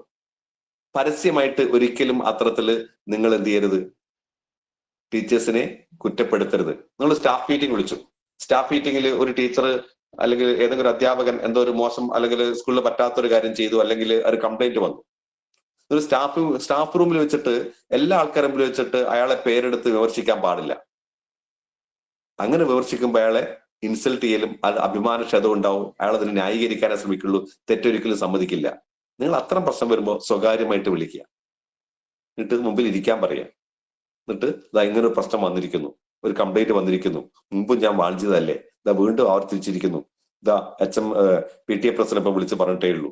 യെസ്, ചില പാരന്റ്സും വിളിച്ച് പറഞ്ഞിട്ടുണ്ട്. ഞാൻ എന്താ ചെയ്ത്? ടീച്ചർ നല്ല ടീച്ചറാണെന്ന് എനിക്കറിയാം, പക്ഷെ ഈ കാര്യത്തിൽ ഒരു കുഴപ്പം വന്നിരിക്കുന്നു, നമ്മൾ എന്ത് ചെയ്യും എന്ന് ചോദിക്കുക. അപ്പൊ ടീച്ചർ സോറി പറയും, മാറാൻ തയ്യാറാവും. എന്നിട്ട് ഓക്കെ, സാരമില്ല, കഴിഞ്ഞതിനെ പറ്റി ഞാൻ മാനേജ് ചെയ്തോളാം, പക്ഷെ ഇനി ഇങ്ങനെ ഉണ്ടാവരുത്, ഇനി എന്നെ കൊണ്ട് മധ്യസ്ഥം പറയിപ്പിക്കരുത് എന്ന് പറഞ്ഞിട്ട് അവരൊന്ന് അഭിനന്ദിച്ചേ വിടാൻ പാടുള്ളൂ. നിങ്ങളൊരു കിക്ക് കൊടുത്താൽ അതിന്റെ കൂടെ ഒരു കിസ് കൊടുക്കണം എന്നാണ് പറയുക. കുട്ടികൾക്കാണെങ്കിലും ടീച്ചേഴ്സിലാണെങ്കിലും ആരൊക്കെ. യെസ്, ആ രീതിയിൽ നിങ്ങൾക്ക് നിങ്ങളുടെ കൂടെയുള്ള ആൾക്കാരെ കൂടെ കൊണ്ടുപോകാൻ പറ്റുമ്പോഴാണ് നല്ല സ്കൂൾ ഉണ്ടാവുക. നല്ല സ്കൂൾ ഉണ്ടാകുമ്പോഴാണ് നല്ല സമൂഹമൊക്കെ ഉണ്ടാവുക. യെസ്, ആ രീതിയിലുള്ള ഒരു മാറ്റത്തിനൊക്കെ വേണ്ടി തയ്യാറാവുക. പിന്നെ സ്കൂളിനെ കുറിച്ച് പറയുമ്പോൾ പുതിയ അധ്യയന വർഷത്തിലേക്ക് പോവുക. ഞാൻ അവസാനിപ്പിക്കാം, അധികം നേരം പോകുന്നില്ല, എനിക്കും ഇവിടെ കരണ്ടൊന്നുമില്ലാത്ത പ്രശ്നങ്ങളൊക്കെ ഉണ്ട്. ഒരു സോർട്ട് അനാലിസിസ് നമ്മൾ നടത്തണം. ഒരു പുതിയ അധ്യയന വർഷത്തിലേക്ക് പോവുകയാണ്. എന്താ സോർട്ട് അനാലിസിസ് എന്ന് പറഞ്ഞാൽ? SWOT. നമ്മുടെ സ്കൂളിന്റെ ഇപ്പോഴത്തെ സ്ട്രെങ്ത് എന്താ നമ്മൾ അറിയണം. എന്തൊക്കെയാണ് നമ്മുടെ സ്ട്രെങ്ത്? സ്കൂളിൽ ഇത്രയും കുട്ടികളുണ്ട്, ബസ് ഉണ്ട്, സ്കൂളിൽ ഇത്ര ലാൻഡ് ഉണ്ട്, ക്ലാസ് റൂം ഉണ്ട്, ഇത്രയും ടീച്ചേഴ്സ് ഉണ്ട്, എല്ലാ ക്ലാസ് റൂമിലും ഫർണിച്ചർ ഉണ്ട്, ദെൻ ഡിജിറ്റൽ ക്ലാസ് റൂമുകൾ ഉണ്ട്. ഓക്കെ, ഇതൊക്കെയാണ് നമ്മുടെ സ്ട്രെങ്ത്. സ്കൂളിനെ കുറിച്ച് പുറത്ത് നല്ല അഭിപ്രായമുണ്ട്. ഓക്കെ, എന്തൊക്കെയായിരിക്കും നമ്മുടെ വീക്ക്നെസ്, അത് നമ്മൾ അറിയണം. ഇപ്പോ LSS വേണ്ടത്ര ഇല്ല, കുട്ടികളുടെ അക്കാദമിക് നിലവാരം അതിനെക്കുറിച്ച് പുറത്ത് മോശം അഭിപ്രായമാണ്. ദെൻ മാത്രമല്ല, തൊട്ടടുത്ത് ഒരു English medium school, unaided school വന്നിട്ടുണ്ട്, അത് നമുക്കൊരു ത്രെട്ടാണ്. ഇത്തരത്തിലുള്ള ത്രെട്ടുകളും നമ്മൾ നമ്മളെ വീക്ക്നെസ് നമ്മൾ എഴുതി വെക്കുക. ആ വീക്ക്നെസ്സിനെ നമ്മൾ അഡ്രസ് ചെയ്യേണ്ടതുണ്ട്. എങ്ങനെയാ ഈ വീക്ക്നെസ് നമുക്ക് മാറ്റം വരുത്താൻ പറ്റും? അത് നിങ്ങൾ ഒന്നുകൂടി ആലോചിക്കേണ്ടതുണ്ട്. ഒരു 10 or 15 വർഷം മുമ്പ് 1ാം ക്ലാസ്സിൽ ചേർക്കുന്ന ഒരു കുട്ടിയുടെ രക്ഷിതാവിന്റെ യോഗ്യത എന്തായിരിക്കും? പലപ്പോഴും 10ാം ക്ലാസ്സോ 12ാം ക്ലാസ് ആയിരിക്കും. ഇപ്പൊ 1ാം ക്ലാസ്സിൽ ചേർക്കുന്ന ഒരു കുട്ടിയുടെ രക്ഷിതാവിന്റെ യോഗ്യത എന്താ? മിനിമം ഡിഗ്രിയാണ്. അവർക്ക് വിദ്യാഭ്യാസത്തെ കുറിച്ച് അവരുടേതായ കാഴ്ചപ്പാടുണ്ട്, ലോകം കണ്ടവരാണ്, വിദ്യാഭ്യാസത്തെ കുറിച്ച് അവർക്ക് കാഴ്ചപ്പാടുണ്ട്. അവരുടെ എക്സ്പെക്ടേഷൻ അനുസരിച്ച് നമ്മൾ ഉയർന്നാൽ മാത്രമേ അവരുടെ കുട്ടിയെ നമ്മുടെ സ്കൂളിലേക്ക് പറഞ്ഞയക്കുകയുള്ളൂ. നമ്മുടെ മലയാളികളെ സംബന്ധിച്ചിടത്തോളം പട്ടിണി കടന്നും കുട്ടികളെ പഠിപ്പിക്കാൻ തയ്യാറാവുന്നവരാണ് നമ്മുടെ രക്ഷിതാക്കള്. സ്ഥലം വിട്ടിട്ടും കുട്ടിയെ പഠിപ്പിക്കാൻ തയ്യാറാവുന്നവരാണ്. അപ്പൊ എവിടുന്നാണ് ഏറ്റവും നല്ല എഡ്യൂക്കേഷൻ കിട്ടുന്നു അവർക്ക് തോന്നുന്നു, അവിടത്തേക്ക് നമ്മളെ കുട്ടികളെ പറഞ്ഞേക്കും. ഒരു പാരന്റും കുട്ടിയെ പഠിപ്പിക്കുന്നത് പൊതുവിദ്യാഭ്യാസം സംരക്ഷിക്കാനല്ല, എന്റെ കുട്ടിക്ക് ഏറ്റവും നല്ല എഡ്യൂക്കേഷൻ കൊടുക്കാനാണ്. അതുകൊണ്ട് അവരുടെ ഒരു എക്സ്പെക്ടേഷൻ ലെവലിലേക്ക് നമ്മൾ വരിക എന്ന് പറയുന്നത് വളരെ പ്രധാനമാണ്. അതുകൊണ്ട് അവരുടെ എക്സ്പെക്ടേഷൻ എന്താണെന്ന് അറിയണം. മാത്രമല്ല, സ്കൂൾ നന്നായാൽ പോരാ, നന്നായിട്ടുണ്ടെന്ന് ആൾക്കാരെ അറിയിക്കുകയും വേണം. മാർക്കറ്റിംഗ് എന്ന് പറയുന്നത് വളരെ പ്രധാനമാണ്. നമ്മുടെ പൊതുവിദ്യാലയങ്ങൾ ഏറ്റവും പുറകിൽ നിൽക്കുന്നത് മാർക്കറ്റിങ്ങിനാണ്. നിങ്ങൾ നല്ല കാര്യം ചെയ്താൽ പോരാ, നല്ല കാര്യങ്ങൾ ചെയ്യേണ്ടത് അറിയിക്കണം. സോഷ്യൽ മീഡിയ ഒക്കെ അതിന് ഉപയോഗിക്കണം. അതിൽ പ്രൊഫഷണൽസിന് തന്റെ സപ്പോർട്ടുകൾ ആവശ്യമാണെങ്കിൽ അത് ഉപയോഗിക്കണം. പിന്നെ സ്കൂളുകൾ ഒരു ഹാപ്പി ക്യാമ്പസ് ആക്കി മാറ്റണം. കുട്ടികൾ സ്കൂളിൽ വരിക എന്ന് പറയുന്നത് സന്തോഷമാവണം. ഒരു സ്കൂൾ ഇല്ല എന്ന് പറയുമ്പോൾ കുട്ടിക്ക് സങ്കടമാവണം, സ്കൂൾ ഉണ്ട് എന്ന് പറയുമ്പോൾ സന്തോഷമാവണം. ഇപ്പൊ സന്തോഷകരമായ, ഇപ്പൊ ചിലപ്പോൾ സ്കൂളിൽ കയറി വരുമ്പോണ്ടാവും ഒരു ഗേറ്റിൽ തന്നെ ഒരു പോലീസുകാരൻ നിൽക്കുന്നുണ്ടാവും, മീൻസ് ഡിസിപ്ലിൻ കമ്മിറ്റി ചെയർമാൻ. ഒരു ചിരിച്ചുകൊണ്ട് കുട്ടികളെ സ്വീകരിക്കാൻ പറ്റണം. സന്തോഷത്തോടെ കുട്ടികൾ സ്കൂളിൽ നിന്ന് പുറത്തേക്ക് പോകണം. പക്ഷെ ഇതൊന്നും ഇല്ല. ഇപ്പൊ കുട്ടികൾ അടുത്തൊരു സർവേയിൽ ഞാൻ വായിച്ചു, കുട്ടിയോട് ചോദിക്കുന്നുണ്ട്, നിങ്ങൾക്ക് ഏറ്റവും ഇഷ്ടമുള്ള സ്ഥലം ഇതാണ്. സ്കൂൾ ഇഷ്ടമാണെന്ന് ചോദിച്ചു, അല്ല എന്ന് പറഞ്ഞു. വീട് ഇഷ്ടമാണെന്ന് ചോദിച്ചു, അല്ല എന്ന് പറഞ്ഞു. എവിടെയാ ഇഷ്ടം എന്ന് ചോദിച്ചു, സ്കൂൾ ബസ്സാണെന്ന് പറഞ്ഞു. അപ്പൊ എന്തേ കാരണം ചോദിച്ചു, അവിടെ ടീച്ചർ ഉണ്ടാവില്ല, അമ്മയുണ്ടാവില്ല. ഇത് അപ്പൊ നമ്മളെ കാണുന്നവർക്ക് ഇഷ്ടമല്ല. പക്ഷെ ഇപ്പോ സ്കൂൾ ബസ്സിലും ചില ടീച്ചർമാർ കയറിയിരിക്കും, അവിടെ മിണ്ടാൻ പാടില്ല എന്ന് പറയും. അതിപ്പോ മിണ്ടാനുള്ള സൗകര്യമൊക്കെ ആ സ്കൂൾ ബസ്സിലും കൊടുക്ക്. കുട്ടികൾ കേൾക്കണം, കുട്ടികൾക്ക് സംസാരിക്കാൻ പറ്റണം, കുട്ടികൾക്ക് എല്ലാ കാര്യങ്ങളും ഷെയർ ചെയ്യാൻ പറ്റണം. കുട്ടികൾ ഏറ്റവും ഇഷ്ടപ്പെട്ട ഇടമായിട്ട് മാറണം. എന്തൊക്കെയാണോ പുതിയ തലമുറയിൽ കുട്ടികൾക്ക് നഷ്ടപ്പെട്ടുകൊണ്ടിരിക്കുന്നത് അതൊക്കെ കൊടുക്കുന്നവരായിട്ട് നമ്മുടെ സ്കൂളുകളെ മാറ്റാൻ പറ്റണം. സ്കൂളിന്റെ ഏറ്റവും ലക്ഷ്യം എന്ന് പറയുന്നത് നല്ല മനുഷ്യരെ സൃഷ്ടിക്കുക എന്നുള്ളത് തന്നെയാണ്. ബാക്കിയൊക്കെ ടെക്നോളജി കൊടുക്കും. നിങ്ങൾക്ക് ഏറ്റവും ബെസ്റ്റ് ക്ലാസ് മാത്സ് ആയിക്കോട്ടെ, ഇംഗ്ലീഷ് ആയിക്കോട്ടെ, സബ്ജക്ട് ആയിക്കോട്ടെ, അത് ടെക്നോളജിയിൽ കൊടുക്കാനുണ്ട്. കിട്ടാത്തത് നല്ല മനുഷ്യരെ സൃഷ്ടിക്കുന്ന ഇടങ്ങളാണ്. അതുകൊണ്ട് ടീച്ചേഴ്സിന്റെ റോൾ എന്ന് പറയുന്നത് മെന്ററിങ് ആണ്. ദെൻ സോഷ്യലൈസേഷൻ പ്രോസസ്സാണ്. എല്ലാ ആൾക്കാരെയും ഇടവഴിക്കുകയാണ്, സമൂഹത്തിലേക്ക് അവരെ ഇറക്കുകയാണ്. മറ്റാൾക്കാരുടെ പ്രശ്നങ്ങളും പ്രയാസങ്ങളൊക്കെ മനസ്സിലാക്കുന്ന അനുഭവങ്ങൾ കുട്ടികൾക്ക് കൊടുക്കണം. ഇപ്പോഴത്തെ കുട്ടികൾക്ക് ഒരു കഷ്ടപ്പാടും വേദന അറിയാത്ത ആൾക്കാരാണ്. ചെറിയ കഷ്ടപ്പാട് പോലും സഹിക്കാൻ പറ്റാത്തതായിട്ട് നമ്മുടെ കുട്ടികൾ മാറിക്കൊണ്ടേയിരിക്കുന്നു. കഷ്ടപ്പാടുകളും വേദനകളും പ്രശ്നങ്ങളും പ്രയാസങ്ങളൊക്കെ അറിയുന്നവരൊക്കെ ആയിട്ട് കുട്ടികളെ മാറ്റണം. വൃദ്ധസദനങ്ങൾ സന്ദർശിക്കണം. സമൂഹത്തിലെ പാവപ്പെട്ട ആൾക്കാരുടെ പ്രശ്നങ്ങൾ അവർക്ക് ക്ലാസ് റൂമിൽ ചർച്ച ചെയ്യണം. ദെൻ പറ്റുമെങ്കിൽ ചില അസൈൻമെന്റ് ഒക്കെ ആയിട്ട് നിങ്ങളുടെ വീട്ടിൽ ചുറ്റുപാടുള്ള 80 വയസ്സിന് മേലെയുള്ള കുറെ ആൾക്കാരെ കാണാനും അവരുമായിട്ട് സംവദിക്കാനും ഇന്റർവ്യൂ നടത്താനൊക്കെ ഉള്ള അനുഭവങ്ങളൊക്കെ കൊടുക്കൂ. ഇപ്പൊ വീടുണ്ടാക്കുന്നതിന് മുമ്പ് മതിലാ കിട്ടുന്ന അപ്പുറത്തെ വീട് കാണാൻ പോലും പറ്റാത്ത അവസ്ഥയിലേക്ക് നമ്മൾ മാറ്റിക്കൊണ്ടേയിരിക്കുകയാണ്. സമൂഹത്തിലേക്ക് ഇറങ്ങണം, സമൂഹത്തിന്റെ പ്രശ്നങ്ങൾ അറിയണം, പത്രങ്ങളിൽ വായിക്കണം, പത്രത്തിലെ ദൈനംദിന കാര്യങ്ങൾ ക്ലാസ് റൂമിൽ ചർച്ചയാക്കണം. കുട്ടികളെ ചേർത്ത് പിടിക്കണം, സ്നേഹം കൊടുക്കണം. അത്തരത്തിന്റെ സ്നേഹത്തിന്റെ ഒരു ആലയമായിട്ട് നമ്മുടെ സ്കൂളിൽ മാറണം. അപ്പോഴാണ് നല്ല സമൂഹമൊക്കെ ഉണ്ടാവുക. ആ രീതിയിൽ ഒരു പ്ലാനിങ്ങോടുകൂടെ നമുക്ക് മുമ്പോട്ട് പോകണം. ഇതൊക്കെ മറ്റു കാര്യങ്ങളിലൊക്കെ ഞാൻ അധികം പോകുന്നില്ല. ഏതായാലും ഞാൻ നേരത്തെ പറഞ്ഞ ഒരു വിഷയം നമുക്ക് വേണം. നമ്മുടെ അക്കാദമിക് മേഖല എങ്ങനെയാവണം, അതിന് കൃത്യമായ ഒരു പ്ലാനിങ് ഉണ്ടാക്കുക. മിനിമം ലേണിംഗ് ഇല്ലാത്ത ഒരു കുട്ടിയും മാർച്ച് കഴിയുമ്പോൾ എൻ്റെ സ്കൂൾ ഉണ്ടാവില്ല എന്ന് ഉറപ്പുവരുത്തുക. അതാണ് ഏറ്റവും പ്രധാനം പറയുന്നത്. ഇപ്പോഴും 10ാം ക്ലാസ് കഴിഞ്ഞിട്ട് എഴുത്തും വായന അറിയാത്ത കുട്ടികൾ വന്നുകൊണ്ടേയിരിക്കുന്നു. അതിന്റെ ഉത്തരവാദിത്വം സ്കൂളിൽ തന്നെയാണ്. സ്കൂളിന്റെ ഏറ്റവും മെച്ചം എന്ന് പറയുന്നത്, ഔട്ട്കം എന്ന് പറയുന്നത് ഇത്ര വെള്ളരിക്ക ഉണ്ടാക്കിയെന്നോ ഇത്ര കൃഷി ഉണ്ടാക്കിയെന്നോ നെല്ലുണ്ടാക്കിയെന്നല്ല, എഴുതാനും വായിക്കാൻ അറിയാന്നുള്ളത് തന്നെയാണ്. വെള്ളരി ഉണ്ടാക്കാനും കൃഷി ഉണ്ടാക്കാനും സ്കൂൾ ജീവിതം കഴിഞ്ഞാലും പഠിക്കാൻ അവസരമുണ്ട്. 2, 2, 4 എന്ന് പഠിക്കാൻ അവസരം സ്കൂൾ മാത്രമേ ഉള്ളൂ. അത് പഠിച്ച് അത് കഴിഞ്ഞിട്ടേ മറ്റ് ഉപപരിപാടികൾക്ക് പോകാവൂ. മെയിനായിട്ട് കിട്ടേണ്ട കാര്യങ്ങൾ അത് കിട്ടിയുള്ള ഉറപ്പുവരുത്തണം. അത് HMന്റെ ബാധ്യത തന്നെയാണ്. എഴുത്തും വായന അറിയാത്ത ഒരൊറ്റ കുട്ടി ഒരു ക്ലാസ്സിൽ ഉണ്ടാവാൻ പാടില്ല. മാത്തമാറ്റിക്സിന്റെ മിനിമം ലേണിംഗ് കിട്ടാത്ത, ബേസിക് ഓപ്പറേഷൻ അറിയാത്ത ഒരു കുട്ടി ഉണ്ടാവാൻ പാടില്ല. അത് നിങ്ങൾ ടീച്ചേഴ്സിനോട് പറയണം. ക്ലാസ് റൂം കൃത്യമായിട്ട് മോണിറ്റർ ചെയ്യണം. ഏറ്റവും പുതിയ ടെക്നോളജി ഉപയോഗിക്കണം. പരമ്പരാഗത രീതിയിൽ നിന്ന് കുട്ടികൾ മാറണം. പരമാവധി ക്ലാസ് റൂമൊക്കെ ഇന്ററാക്റ്റീവ് ബോർഡുകളും TV-കളൊക്കെ ആയിട്ട് മാറണം. കാരണം കുട്ടികൾ ഇപ്പൊ കേട്ട് പഠിക്കുന്നവരല്ല, കണ്ടു പഠിക്കുന്നവരാണ്. കുട്ടികൾ കാണുന്നതൊക്കെ വിഷ്വൽസ് ആണ്, കേൾക്കാനേ അവർ തയ്യാറല്ല. എങ്ങനെ ക്ലാസ് റൂം വിഷ്വൽസ് ആക്കി മാറ്റാൻ പറ്റും, അതിനുള്ള ചർച്ചകളൊക്കെ നടക്കണം. ടീച്ചിങ് മെത്തഡോളജി മാറ്റണം. അക്കാഡമിക് മേഖല അങ്ങനെയാണ്. പിന്നെ പരമാവധി കോ-കരിക്കുലർ ആക്ടിവിറ്റീസ് സംഘടിപ്പിക്കുക. എല്ലാ കുട്ടികളെയും അത്തരം ആക്ടിവിറ്റീസിൽ പങ്കെടുപ്പിക്കുന്നവരാക്കുക. ദെൻ നമ്മുടെ സ്റ്റുഡൻസിന്റെ ബിഹേവിയർ, വാല്യൂ എഡ്യൂക്കേഷൻ എന്നൊക്കെ പറയുന്നത് സെപ്പറേറ്റ് ആയിട്ട് പഠിപ്പിക്കേണ്ട ഒരു സാധനമല്ല. മാത്തമാറ്റിക്സ് പഠിക്കുക, അതിന്റെ കൂടെ തന്നെ വാല്യൂസ് ഉണ്ടാവണം. ദെൻ ഇംഗ്ലീഷ് പഠിക്കുക, വാല്യൂസ് ഉണ്ടാവണം. ലൈഫ് സ്കിൽസുകൾ പഠിക്കണം. എമ്പതി, മറ്റാൾക്കാരുടെ വേദനകളും പ്രശ്നങ്ങളും പ്രയാസങ്ങളൊക്കെ മനസ്സിലാക്കുന്ന അനുഭവങ്ങള്, ചിത്രങ്ങള്, അതിനൊക്കെയുള്ള ചർച്ചകൾ ക്ലാസ് റൂമിൽ ഉണ്ടാവണം. നമ്മുടെ സ്കൂളിൽ നിന്ന് പുറത്തിറങ്ങുന്ന ഒരു കുട്ടിയും വേറൊരു കുട്ടിയെ വേദനിപ്പിക്കുന്നവരാവരുത്. എല്ലാ ആൾക്കാരെയും ബഹുമാനിക്കുന്നവരാണ്. ഇപ്പൊ നമുക്ക് വിദ്യാഭ്യാസം കൂടുന്നതനുസരിച്ച് കുട്ടികളൊക്കെ ആന്റി സോഷ്യലായിട്ട് മാറുന്നു, വർഗീയവാദികളായിട്ട് മാറുന്നു. എന്താ പറയാ, എല്ലാ നെഗറ്റീവും കുട്ടികളിലേക്ക് വരികയാണ്. നമ്മുടെ കുട്ടികൾ എല്ലാവരെയും സ്നേഹിക്കുന്നവരാണ്, എല്ലാ ആൾക്കാരെയും ചേർത്ത് പിടിക്കുന്നവരാണ്, ആരെയും കുറ്റപ്പെടുത്തുന്നതാവരുത്.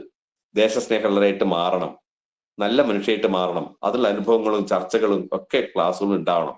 സ്റ്റുഡൻസിന്റെ ബിഹേവിയർ ആണ് ഏറ്റവും പ്രധാനപ്പെട്ട് പറയുന്നത്. വിദ്യാഭ്യാസ സിസ്റ്റം ഏറ്റവും നല്ല മനുഷ്യ സൃഷ്ടിക്കല, കൂടുതൽ A+ ഉണ്ടാക്കലല്ല.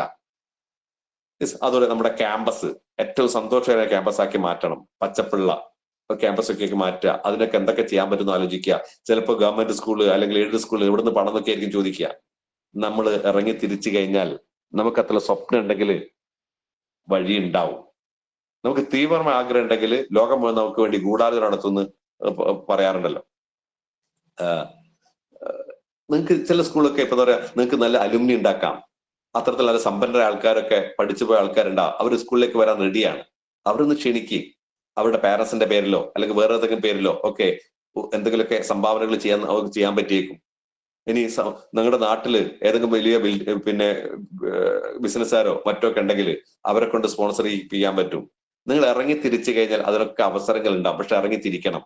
ചിലപ്പോൾ എപ്പോഴാണ് ഒരുപാട് വാതിൽ കിട്ടുമ്പോൾ കുറച്ചെങ്കിലും ചിലതെങ്കിലും തുറക്കപ്പെടാതിരിക്കില്ല. പക്ഷെ 1, 2 വാതിൽ കൊട്ടിയിട്ട് ഇത് തുറക്കില്ല, പറ്റില്ല ഇട്ടേച്ച് പോരുത്. ലക്ഷ്യത്തിലേക്ക് എത്തുന്നവരെ നിരന്തരമായിട്ട് ശ്രമിച്ചുകൊണ്ടേയിരിക്കുക. ഒരിക്കൽ ഒരാൾ ഒരു ഹാമർ എടുത്തൊരു കരികൽ ഇങ്ങനെ ഇടിച്ച് പൊട്ടിക്കാൻ ശ്രമിക്കുകയായിരുന്നു. അടുത്തിരുന്ന് ഒരാൾ ഇങ്ങനെ ഇടിക്കുന്നതിന് എണ്ണിക്കൊണ്ടിരിക്കുന്നു. നമ്പർ 1 പൊട്ടിയില്ല, 2 പൊട്ടിയില്ല, 3, 4, 5, 6 പൊട്ടിയില്ല, 7 പൊട്ടി. അപ്പൊ എണ്ണുന്ന ആൾ ചോദിച്ചു, ഈ 7ാമത്തെ ഇടി ആദ്യം തന്നെ ഇടിച്ചാൽ പോരേനോ, എന്തിനാ 6 വേസ്റ്റ് ആക്കിയത്, നടക്കുവോ? ചക്കർ 6 ഇടി ഇടിച്ച് ഒരിക്കലും പൊട്ടാൻ ഇട്ടേച്ചു. അവർക്കത് പൊട്ടിക്കാൻ കഴിയോ? എപ്പോഴാ പൊട്ടുക എന്നറിയില്ല.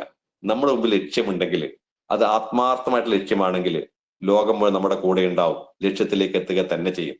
ആ രീതിയിൽ നമ്മുടെ സ്കൂള് ജില്ലയിലെ പ്രദേശത്തെ ഏറ്റവും മികച്ച സ്കൂളായിട്ട് മാറുന്നതിനെ കുറിച്ചൊക്കെ സ്വപ്നം കാണുക. If you can dream it, you can do it. അത്തരത്തിൽ ലീഡർക്ക് അത്ര സ്വപ്നം കാണാൻ പറ്റുമെങ്കിൽ തീർച്ചയായിട്ടും ലക്ഷ്യത്തിലേക്ക് നമ്മൾ എത്തുക തന്നെ ചെയ്യും. പക്ഷെ ഒറ്റയടിക്കങ്ങ് എത്തില്ല. ദൈവം നമ്മളെ പരീക്ഷിച്ചുകൊണ്ടേയിരിക്കും. നിങ്ങൾ അതിന് മാത്രം പ്രാപ്തരാണോ? നിങ്ങൾ അതിന് അധ്വാനിക്കാൻ തയ്യാറാണോ? നമ്മുടെ അധ്വാനമൊന്നും ഒരിക്കലും വൃഥാവിലാവില്ല. അത്തരത്തില് ഒരു മികച്ച അധ്യയന വർഷമായിട്ട് 2025-26 മാറട്ടെ എന്ന് ആശംസിച്ചുകൊണ്ട് ഞാൻ അവിടെ ഇവിടെ ചില ചെറിയ ചിന്തകൾ നിങ്ങളുടെ മുമ്പിലേക്ക് വെക്കുകയാണ് ചെയ്തത്. എൻ്റെ സ്ക്രീന് കാണിക്കാൻ പറ്റാത്തതിൽ ഉപാധിയുണ്ട്. എനിക്കറിയില്ല നിങ്ങൾക്ക് എത്രമാത്രം ഫ്രൂട്ട്ഫുൾ ആയിട്ടുണ്ടെന്ന്. ഏതായാലും നിങ്ങളായിട്ട് കാണാനും സംവദിക്കാനൊക്കെ പറ്റിയതിൽ വളരെ സന്തോഷമുണ്ട്. ഒരു 5 മിനിറ്റ് കൂടെ അല്ലെങ്കിൽ 10 മിനിറ്റ് നമുക്ക് ഡിസ്കഷൻ ആവാം. എന്നിട്ട് നമുക്ക് അവസാനിപ്പിക്കാൻ തോന്നുന്നു. പ്ലീസ്.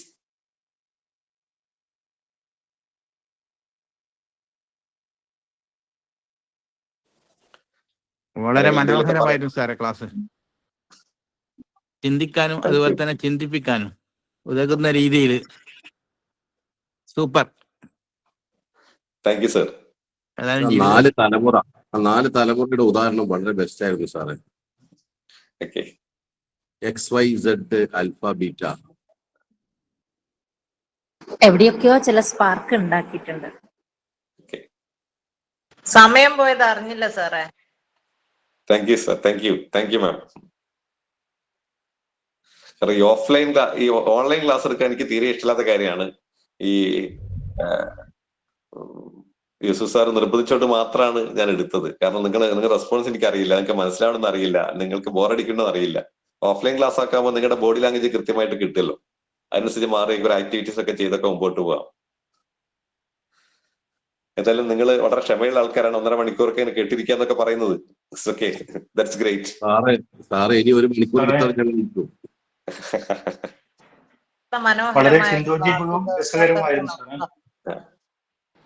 നമ്മൾ എക്സിൽപ്പെട്ട ആൾക്കാരല്ലേ സാർ, അപ്പൊ നമ്മൾ കുറെ കേട്ടിരിക്കും. 55 ആൾ ഇപ്പോഴും ഇങ്ങനെ കേട്ടുകൊണ്ടിരിക്കുന്നു തന്നെയാണ് ഈ ക്ലാസിന്റെ ഏറ്റവും വലിയ വിജയം. ഈ ക്ലാസ് കേട്ടപ്പോ ഒരുപാട് കാര്യങ്ങൾ നമുക്ക് സ്കൂളുകളിൽ ചെയ്യണമെന്നുള്ള ഒരു ബോധം തന്നെ ഉണ്ടാക്കിയിട്ടുണ്ട്. വളരെ നല്ല ക്ലാസ് ആയിരുന്നു സാർ. ഇനിയും ഇതുപോലെയുള്ള ക്ലാസ്സുകൾ പ്രതീക്ഷിക്കുന്നുണ്ട്. ഞങ്ങൾ പിന്നെയും പുറകോട്ടടിച്ചു. ഒരു മാസത്തിൽ ഒരു ക്ലാസ് എങ്കിലും ഇങ്ങനെ മോട്ടിവേറ്റ് ചെയ്താൽ ചിലപ്പോൾ നന്നായിപ്പോ. ശരിയാ, നമ്മൾ ചെയ്യേണ്ട കാര്യത്തെ കുറിച്ച് ഒരു വിഷൻ നമ്മൾക്ക് ഉണ്ടായി. അത് വലിയൊരു കാര്യം സാർ, വിഷൻ. നമ്മൾ എന്ത് ചെയ്യാം, എന്തൊക്കെ ചെയ്യാം, മുന്നോട്ട് നീങ്ങി സാർ. ഞങ്ങൾക്ക് അനവധി സാർ ഇപ്പൊ പറഞ്ഞില്ലേ, ഒരു പച്ച പിടിപ്പിക്കാൻ പറ്റില്ല. ഇറങ്ങിയപ്പോ ധാരാളം ആളുകൾ സ്പോൺസർ ചെയ്തു സാർ. മാനേജർ ഇല്ലാത്ത സ്കൂളാണ് ഞങ്ങള്, പക്ഷെ ഞങ്ങൾക്ക് ധാരാളം ആളുകൾ സ്പോൺസർ ചെയ്തു. സ്കൂളിനെ മാറ്റി മറിക്കുന്നുണ്ട്. ദൈവം സഹായിച്ച് മുന്നോട്ട് പോകുന്നുണ്ട്. ഈ കോറിഡോർ എഫക്ട് എന്ന് പറയുന്ന ഒരു തിയറി ഉണ്ട്. നമുക്ക് ചില പ്രശ്നങ്ങൾക്ക് നമ്മൾ ഇറങ്ങി തിരിച്ചാലാണ് ആ കോറിഡോർക്ക് ഇറങ്ങിയാലേ വാതിൽ കാണുള്ളൂ. പുറത്ത് നമുക്ക് വാതിൽ കാണാൻ പറ്റൂല. ആ കോറിഡോർ ഇറങ്ങുമ്പോൾ കുറെ വാതിൽ കാണും. നമ്മൾ പ്രശ്നമായിട്ട് ഇറങ്ങി തിരിക്കുമ്പോ വഴി ഉണ്ടാവും. സാറെ ക്ലാസ് വളരെ നന്നായിട്ട്, കോഴിക്കോട് വളരെ ഭംഗിയായിട്ട് നമുക്ക് ഒരു ബോറടിയും ഇല്ലാതെ വീണ്ടും ഇനി എന്താ സാർ പറയാന്നുള്ള രീതിയിൽ നമ്മളെ ആകാംക്ഷയോടെ നമ്മൾ കേട്ടിരിക്കണം.